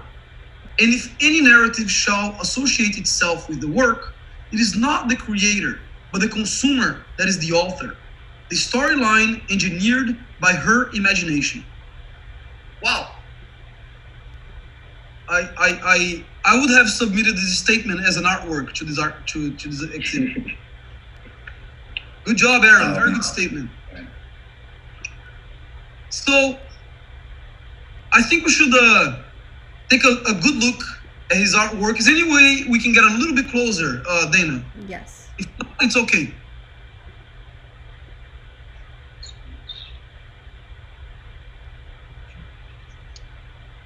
No? Yeah, it's going. It's just. Okay. Let us know the limitations if it's not possible. Okay, No, very it's just good. delayed a little on the live end, but I zoomed in. Aaron, you want to tell us a little about this guy? apart from, you know, the statement? Yeah, sure. So this, a lot of, can you hear me okay? Because I think I have a pretty bad connection. Yes, you're clear. We hear you well. Okay. A lot of my work is, you know, derived from doodles. You know, I would sort of call myself a scribble artist. And this piece is, falls into that category. So this is sort of the fifth of, I guess we'd call it a series of painting this guy, which we call a miscreant, who kind of represents, you know, potentially represents the bad girl, the bad boy, you know, the malefactor in all of us. But to your point, Jonatas, earlier about, you know, the co-creation and co-authoring, where, you know, the artist creates a certain percent of the piece, and the balance is by the viewer. I very much believe or buy into that concept. And, you know, while I'm certainly trying to make a picture, I'm trying to make an image that is coming from an initial scribble. You know, the real narrative or storyline or meaning behind the picture is really up to the viewer. Yeah. And we have seen the response of different kinds of audiences to Aaron's work, and it's usually incredibly positive. His works are very collectible. For those people who believe that you know, it's pop art, then it is. For those who believe that it's about finding meaning in the simplistic, then it is. Everybody has this very positive response to his work because it seems very playful. And we don't know if it is, but once Aaron speaks, we understand the power of the scribble. The scribble as the original, let's say, creative power, the place from which ideas originate. Every time we have to find ourselves, every time we find ourselves bored or busy or trying to think about other things, we often scribble. And when I first met Aaron and I got to know his work, I was really impressed by the fact that he really took the mundane. And when I mean the mundane, I don't mean this in a condescending way at all, but we all can scribble. You don't have to be an artist to scribble. But Aaron lifts up the level of scribbling to what I would say, you know, the highest level of fine art, which is he's creating meaning in something very simple. Again, it takes a lifetime for most artists to understand that the simple is the better. That once you achieve the message, you should just let go. We often ruin good works of art because we overwork it. And Aaron seems to have already dominated this concept, which puts him far ahead, much farther ahead than many artists that we know. I've seen people, you know, fight for his works. I hope to one day have one of his works. I told him I would like. I also believe his work will be quite collectible. There's you know, he has a hand that's very recognizable. And I know he doesn't think of the market. I'm just mentioning this because we also believe that it's important to know where we stand in the way that our audiences see. Does anybody have anything to say about this character, about the fact that everything came from a scribble? Perhaps Aaron should talk a little bit more about how he gets these scribbles. Do they come from small papers that you scribbled on and then you transfer to the canvas? or do you scribble on the canvas? In other words, you don't have a sketch. The scribble is done originally on the canvas. How do you go about in doing this, Aaron? Well, the very rarely, if I'm trying to think if there's ever been an instance where I've had the guts to just go for it on the canvas. Maybe I should do that. But no, they're all like, you know, everybody on this call who does doodles and scribbles, and they occur in small format, large format. You know, they're in a notebook, they're on a hotel pad, they're on napkins, they're on, you know, the same things you guys all scribble on. So you find something that seems like it would translate well to the canvas, and you work that a little bit more, and then you take it to the canvas. I personally see the ball pen, you know, the you know, those pens, the blue ones that you when you scribble, it flows naturally, easily, and you can that to the canvas so easily. Like we see that so well.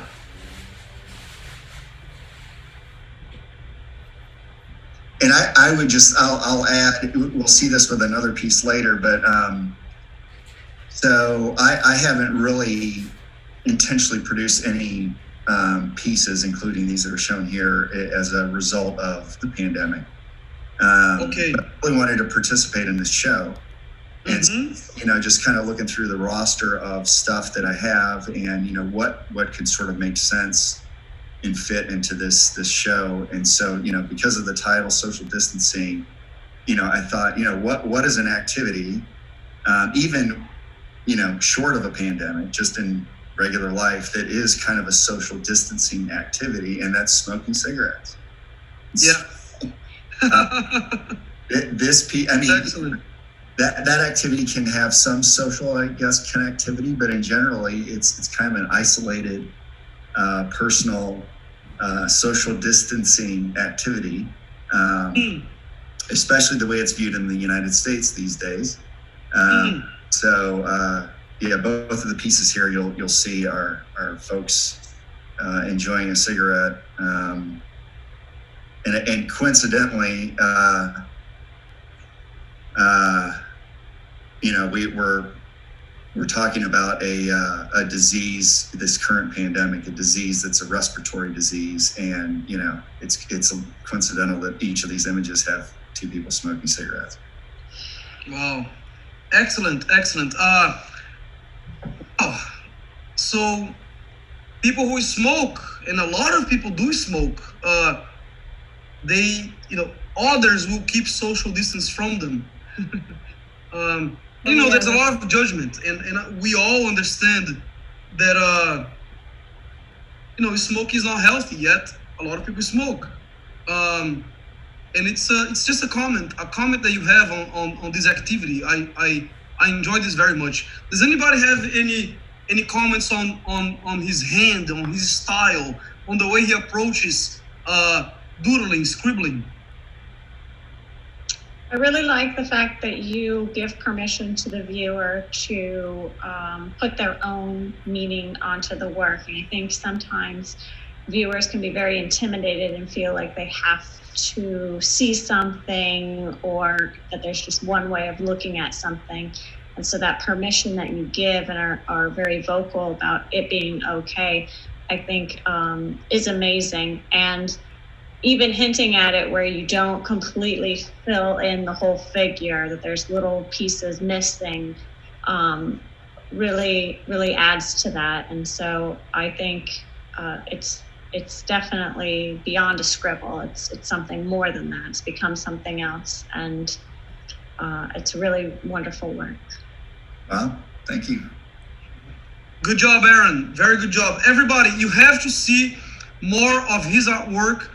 In fact, everybody here should visit each other's portfolios, websites, and stay in touch. And we'll make sure to always keep this communication going. Yeah, I'll also list all the information below the video, so we'll have all that for reference. Excellent. Okay, thank you, Aaron. We have more of your works. We're gonna keep moving. We're gonna go a little bit faster because time is passing quite fast. But we're gonna also have to make sure we give attention to everybody, of course. So let's go. Amazing. Thank you so much. So this next work is titled 2020 Potential. It's a time-based artwork, length 5 minutes and 2 seconds, by our lovely Jonatas. So I just want to play it and then we can discuss. Sound good? Yeah. Yes. And I will not talk about my work. I will ask you guys to talk or not. Don't worry. Okay.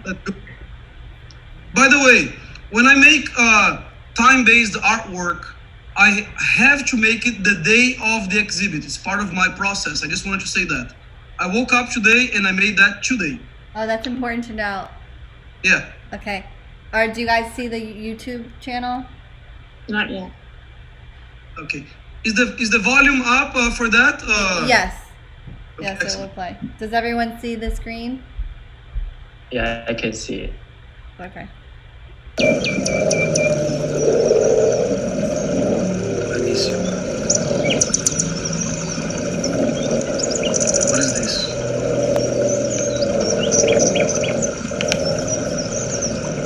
Why? This spread.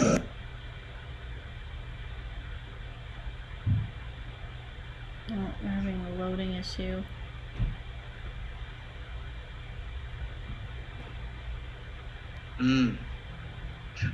You can change the quality, Dana. Okay. If it's too heavy, instead of a 1080, you can make it smaller quality. It doesn't have to be HD.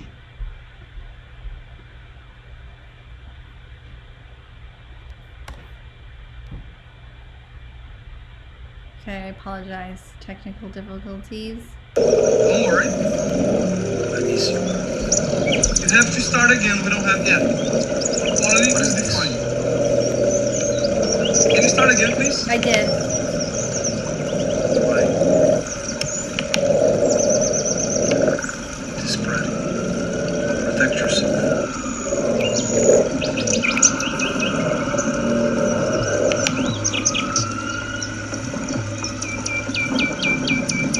Be careful, please.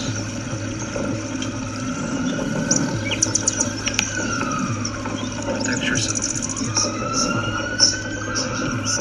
Cover everything. It's nearly a month ago. Clear her mandatory quarantine, but testing positive again.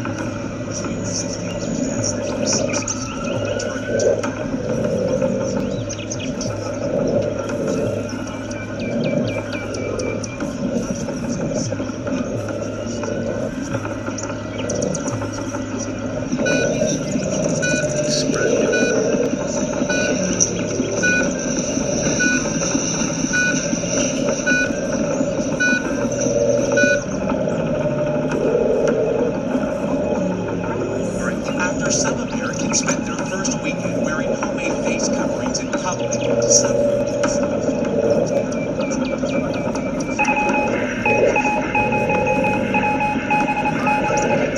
New York and other regions who desperately need them now.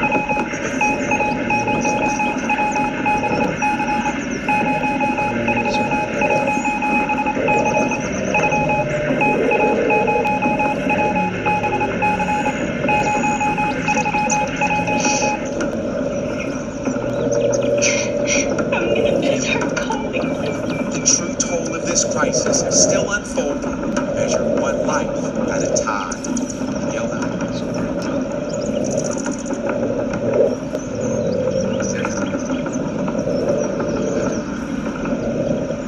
The Prime Minister is currently being treated in an ICU in London after his mild symptoms turned much worse. BBC's Ali Ruzi is live for us in London, outside the Prime Minister's hospital.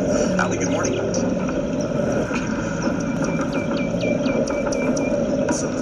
Hospital on Sunday as his COVID-19 symptoms kept on persisting.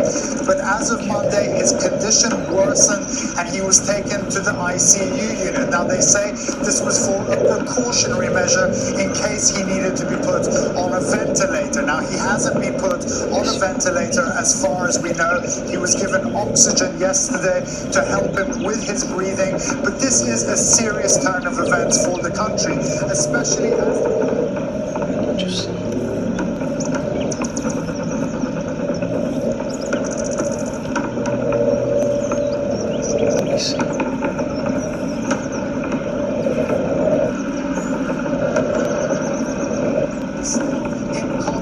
That is clearly not the case anymore now that he is in the intensive care unit. I mean, it is, after all, the sickest and most needy patients are taken to that unit. So it is a very, very serious time here. Now, the last time we saw the Prime Minister, Philip, was on Thursday when he stepped outside number 10 Downing Street, and he wasn't looking very well. He joined the rest of the country to clap for NHS workers. Those NHS workers are now looking after him in the hospital behind me. And we are sending our best wishes from over here. All right, Ali, thank you. The alarming revelation that a tiger at the Bronx Zoo has tested positive for coronavirus has many worried about their own pets at home. Let's get to Dr. John Torres. Doctor, are dogs and cats safe from the virus?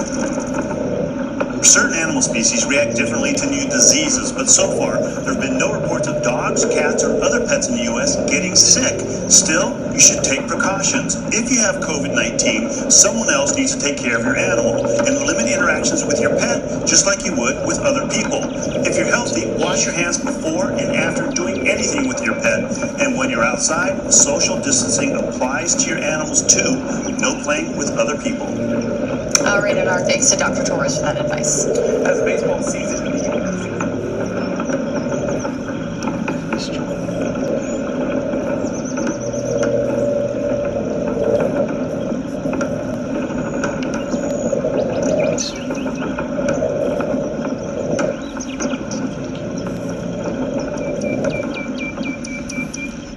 Wow.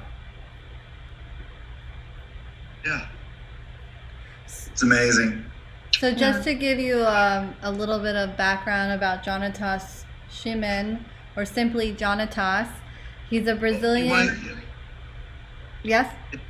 You want to stop the video because it'll go to the next one. Yes, I did. Thank you, thank you. He's a Brazilian-American symbolist artist, author, academic, and public speaker.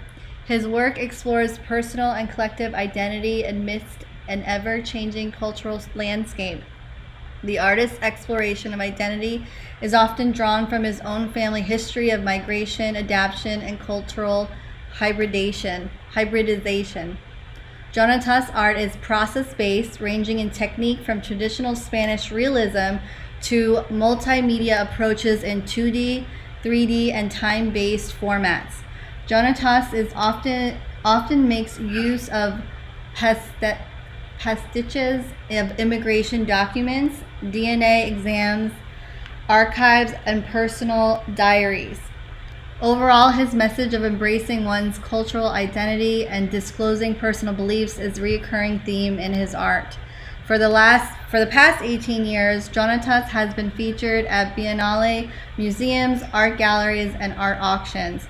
Jonatas holds a Bachelor of Arts degree in Latin American, Caribbean, and Iberian Studies from the University of Madison, Wisconsin, and a Master's of Fine Arts degree from Florida International University. And Jonatas is the co-founder of Jada Art Academy. So this is incredible, Jonatas.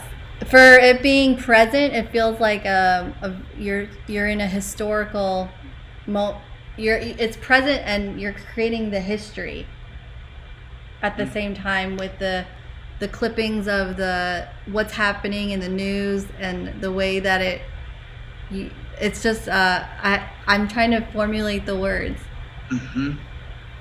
It's a live transformation, and like the audio really did seal it for me. It made it such a more spiritual journey, because you're like, I'm living in this moment right now, and I'm seeing how everyone has to evolve to cope with it. Yeah. Definitely captures the evolution. Definitely. Thank you guys for And the comment. the use And I of the wasn't- colors. Right, and I, No. John, I interrupted you. No, not me. I think that was Christian. If not, Aaron, you can go.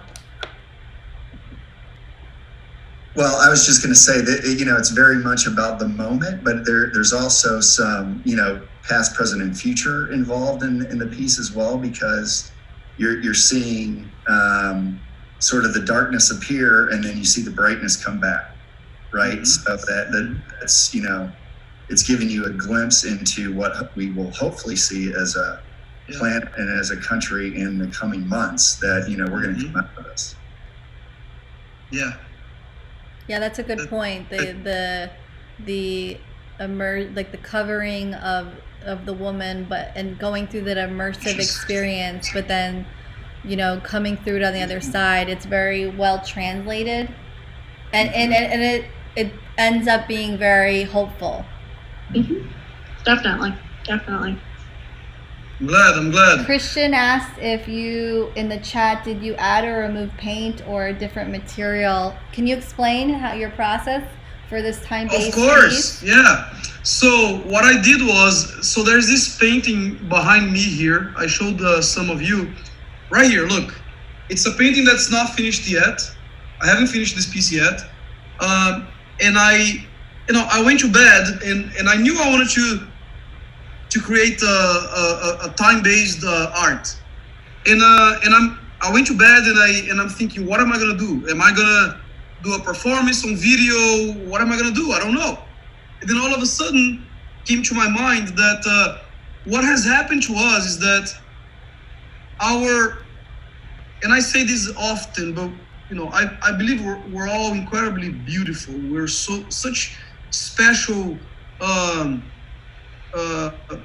individuals, all of us, and now we have to stay distant. We have to cover ourselves, and we are afraid of each other. Now, a lot of you said, I'm an introvert, I'm fine. Well, I'm not. I'm losing my mind. So, I want to get out of here, So I suffer a lot. I'm suffering a lot. And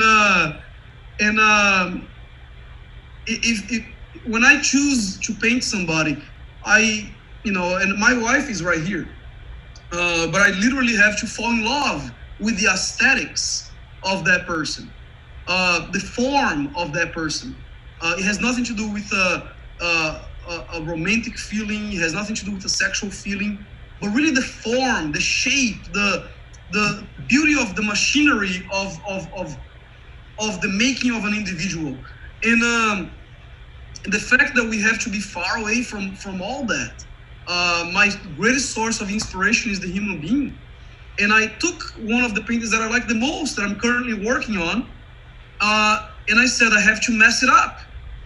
Now I knew I believe I'm level-headed enough to know that I wasn't really going to mess it up, but I had to have that impression. So I put an acrylic piece, which Rooney, I was mentioning, making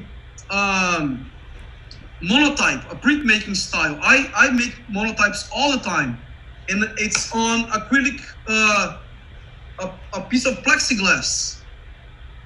And I realized that I had a plexiglass that was just large enough to go across the painting. So I woke up at 7 in the morning, and I taped that over the painting, this painting here. And I just put my phone, I only record and edit with my phone, always. Everything, the sound, composite, all via the phone only. Always, for every single one of my videos, every single thing you see that I create is with my phone, any phone I have. And that's it. So within 20 minutes to be precise, I was done with the video. And then it took me a few more hours to edit. And that's it. So that's my process. The painting is here, safe and sound, it's clean, it's not dirty. And that's it. The process was just, as you saw, oil, black, Mars black, with turpentine, and then wiping off the paint, which is also my technique to make these oil paintings. I don't use brushes. I just wipe away with a piece of fabric for every single one of my paintings. Oh wow, I didn't know that. Then I should have known that. I know. Yeah, this is breathtaking, and I was not expecting the end. It just gives us hope. And I'm wondering about the soundtrack. Do you have any specific reason why you choose the sound effect for this video? It's today's coronavirus live feed. Yeah, I heard. And also the things that bring me hope. Whenever I close my eyes, even though I didn't grow up amidst nature, I grew up in a city, in Brazil, in a big city. Every time I think of a place of peace, I go back to the idea of the locus amenus, which means a place of pleasure, which Shakespeare always described as a place behind the mountains where nature is pristine and we can all live our lives the way we want, without societal rules, without any stigmas, whatever we want. We're free. And that is what I imagine when I think of, let's say, a redemption. Whenever I think of total freedom in a healthy way, in a beautiful way, that's how I imagine going back to nature. So I start with nature, so I had to look for what you call field sounds, right? So field sounds of birds and streams, and royalty free that you can capture from online and use. And it starts with that and it ends with that. I see. Yeah. But there was also sounds of war. I had sounds of war there. When she gets covered in black, there's a World War II sound effects, also royalty free. I see. Thank you. Sure. Thank you for I'm glad you guys liked it.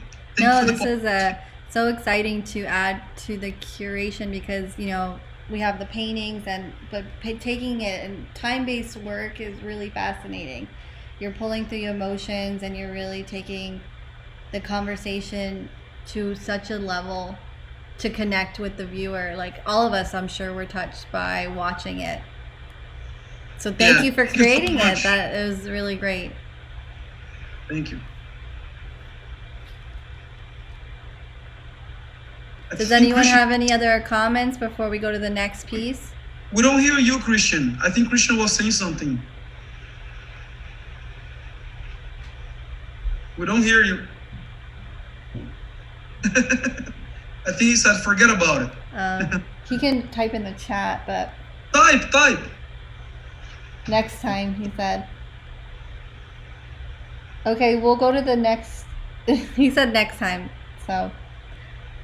I'll go to the next one in case so he can have time to get his audio. So this is Miserable. We have a few more pieces left to show. This is Miserable, acrylic and charcoal on paper, 164 by 284 centimeters. This is Rooney's work, kind of like with the Immune, and then we are featuring this work called Miserable. Yes. So let's take a look at it. So let's take a look. The reason why I think this is so exciting because you have the Immune, the isolated person, the alone, and then this is still the isolated person, but the many selves, the many versions of ourselves wrestling with ourselves. At least that's the impression I feel, especially during these times being isolated. Mm-hmm. Sitting with yourself and going through the emotions and of the process. Yeah. I have a lot to say, but we won't. To be honest, we're really running out of time. It appears that the time of the exhibit might expire, so we want to be a little bit careful with them right now. Yeah, we'll try to, just so everyone knows, we'll try to wrap up by 8:30. Just keeping everyone's time sensitive, like being time sensitive. So let's just say a few more things, like spend like 5 minutes on each piece. We've got about 4 left. Which is too bad, by the way, and perhaps we should consider a part 2. Hang out another time. Well, we could do a part 2. We could talk about it now if we want. There's about 1, 2, 3, 4, 5 more. Perhaps we should meet again tomorrow. Why don't we do that? What do you guys think? Maybe not tomorrow. Maybe we could do. Well, what do you guys think? We could talk.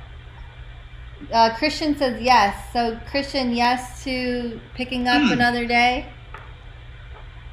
It might not be a bad idea. I think it would be a disservice to give it less time. Look at this work. Look how impressive it is. I'm down for another day, he said as well. Don't want to rush it. Yeah, I agree. And it's cool, the show part 2. Like we talk to part of the artist, and then we have time to digest this and move to the other 6, because this is the 6th one. It seems that we are all having that feeling that it's a disservice to summarize just to rush. Yeah, Sean says I'm down for another day as well. Don't want to rush it, and so did Rooney. Listen, it's an incredible sign that we want to stick around and we want to talk for hours and hours and hours. I know, this is so exciting. It's like being with all our friends, talking art shop. This is what it's all about, you know. Yeah. Practicing and talking and going through this together. So what do you guys think of like this time next week? Like I know other people have work schedules, so we have to be sensitive to just not saying tomorrow. Yeah, we definitely set something up. But Dana, don't you have a piece? Can we at least see that? Oh yeah, but yes, Dana, please. We have to at least see one from each person. Okay. Yeah, I would love to see it too. Okay. Let's go, Dana, to yours, and then we wrap up. Very good, very good. This is it. At least for the artists who are present here, we should at least see one piece from each. Right.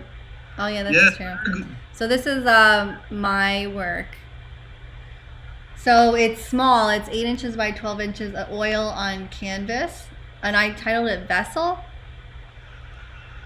There's still lag. I haven't seen it. It hasn't shown up yet on mine.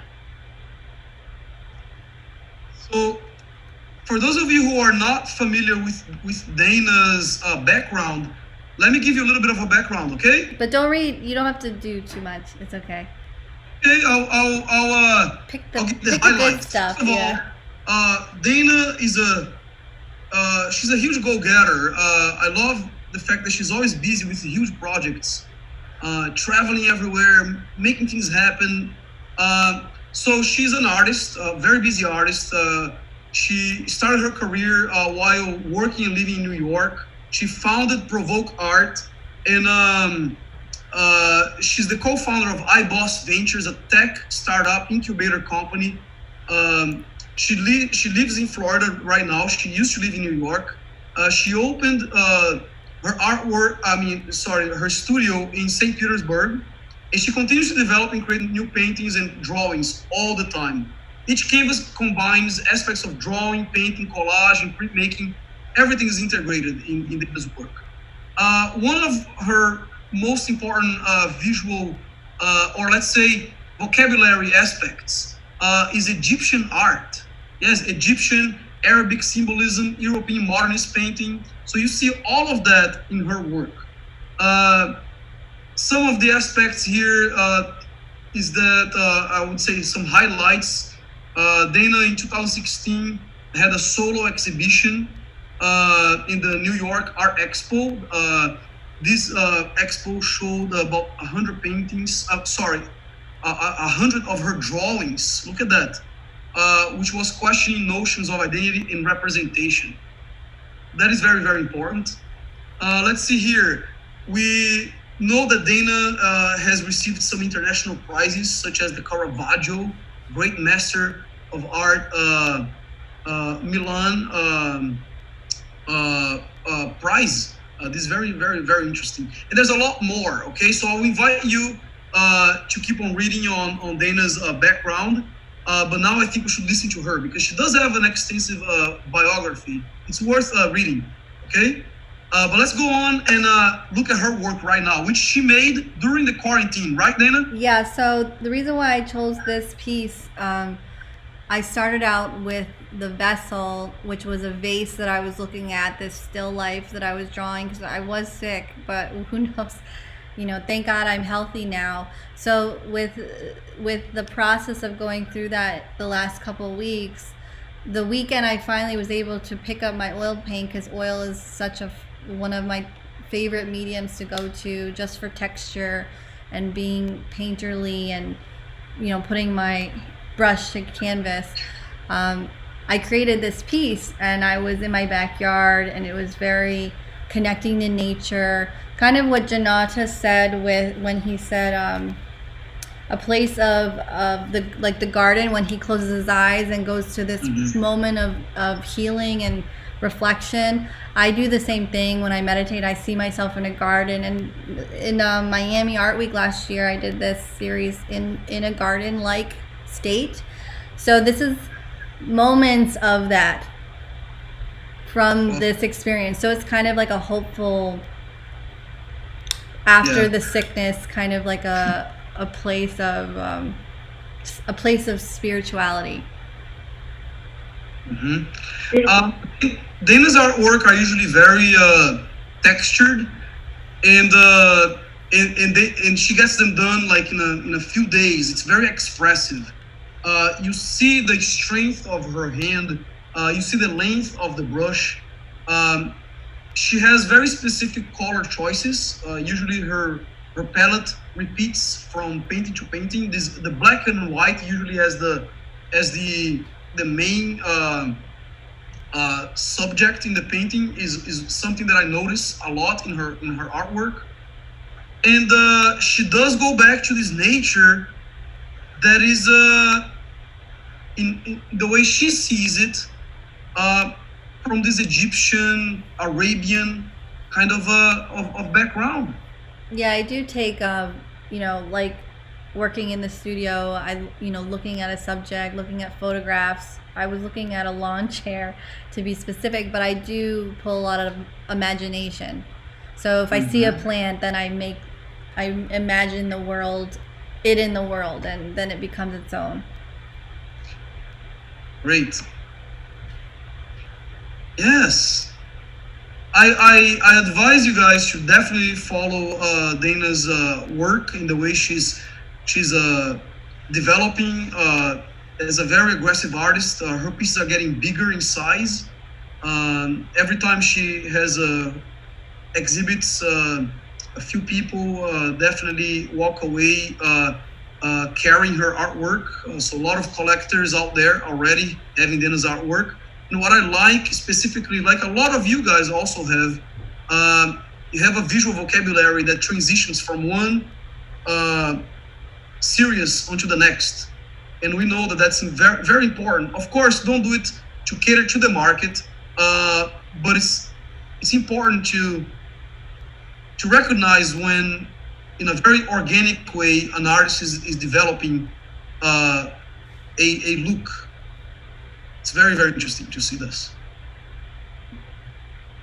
So with the few minutes left, does anyone just want to add a few more comments? Thank you guys for your feedback. I'm glad you're getting closer. It's very emotive, and I feel like you're taking me through a space, and it's. I definitely would love to have seen it in person, because there does look like there's a lot of texture to it. So I think it's beautiful. Absolutely. Christian said, love the colors and all the energy going on. Yeah, it feels very energetic. I was so excited to be not sick. Yeah, if you follow Dana on social media, you see that usually Sundays are her painting days. And she really immerses herself fully. Don't try to text her, she's not gonna answer.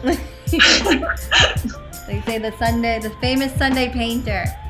Yeah, she's great. Yeah, it's very good.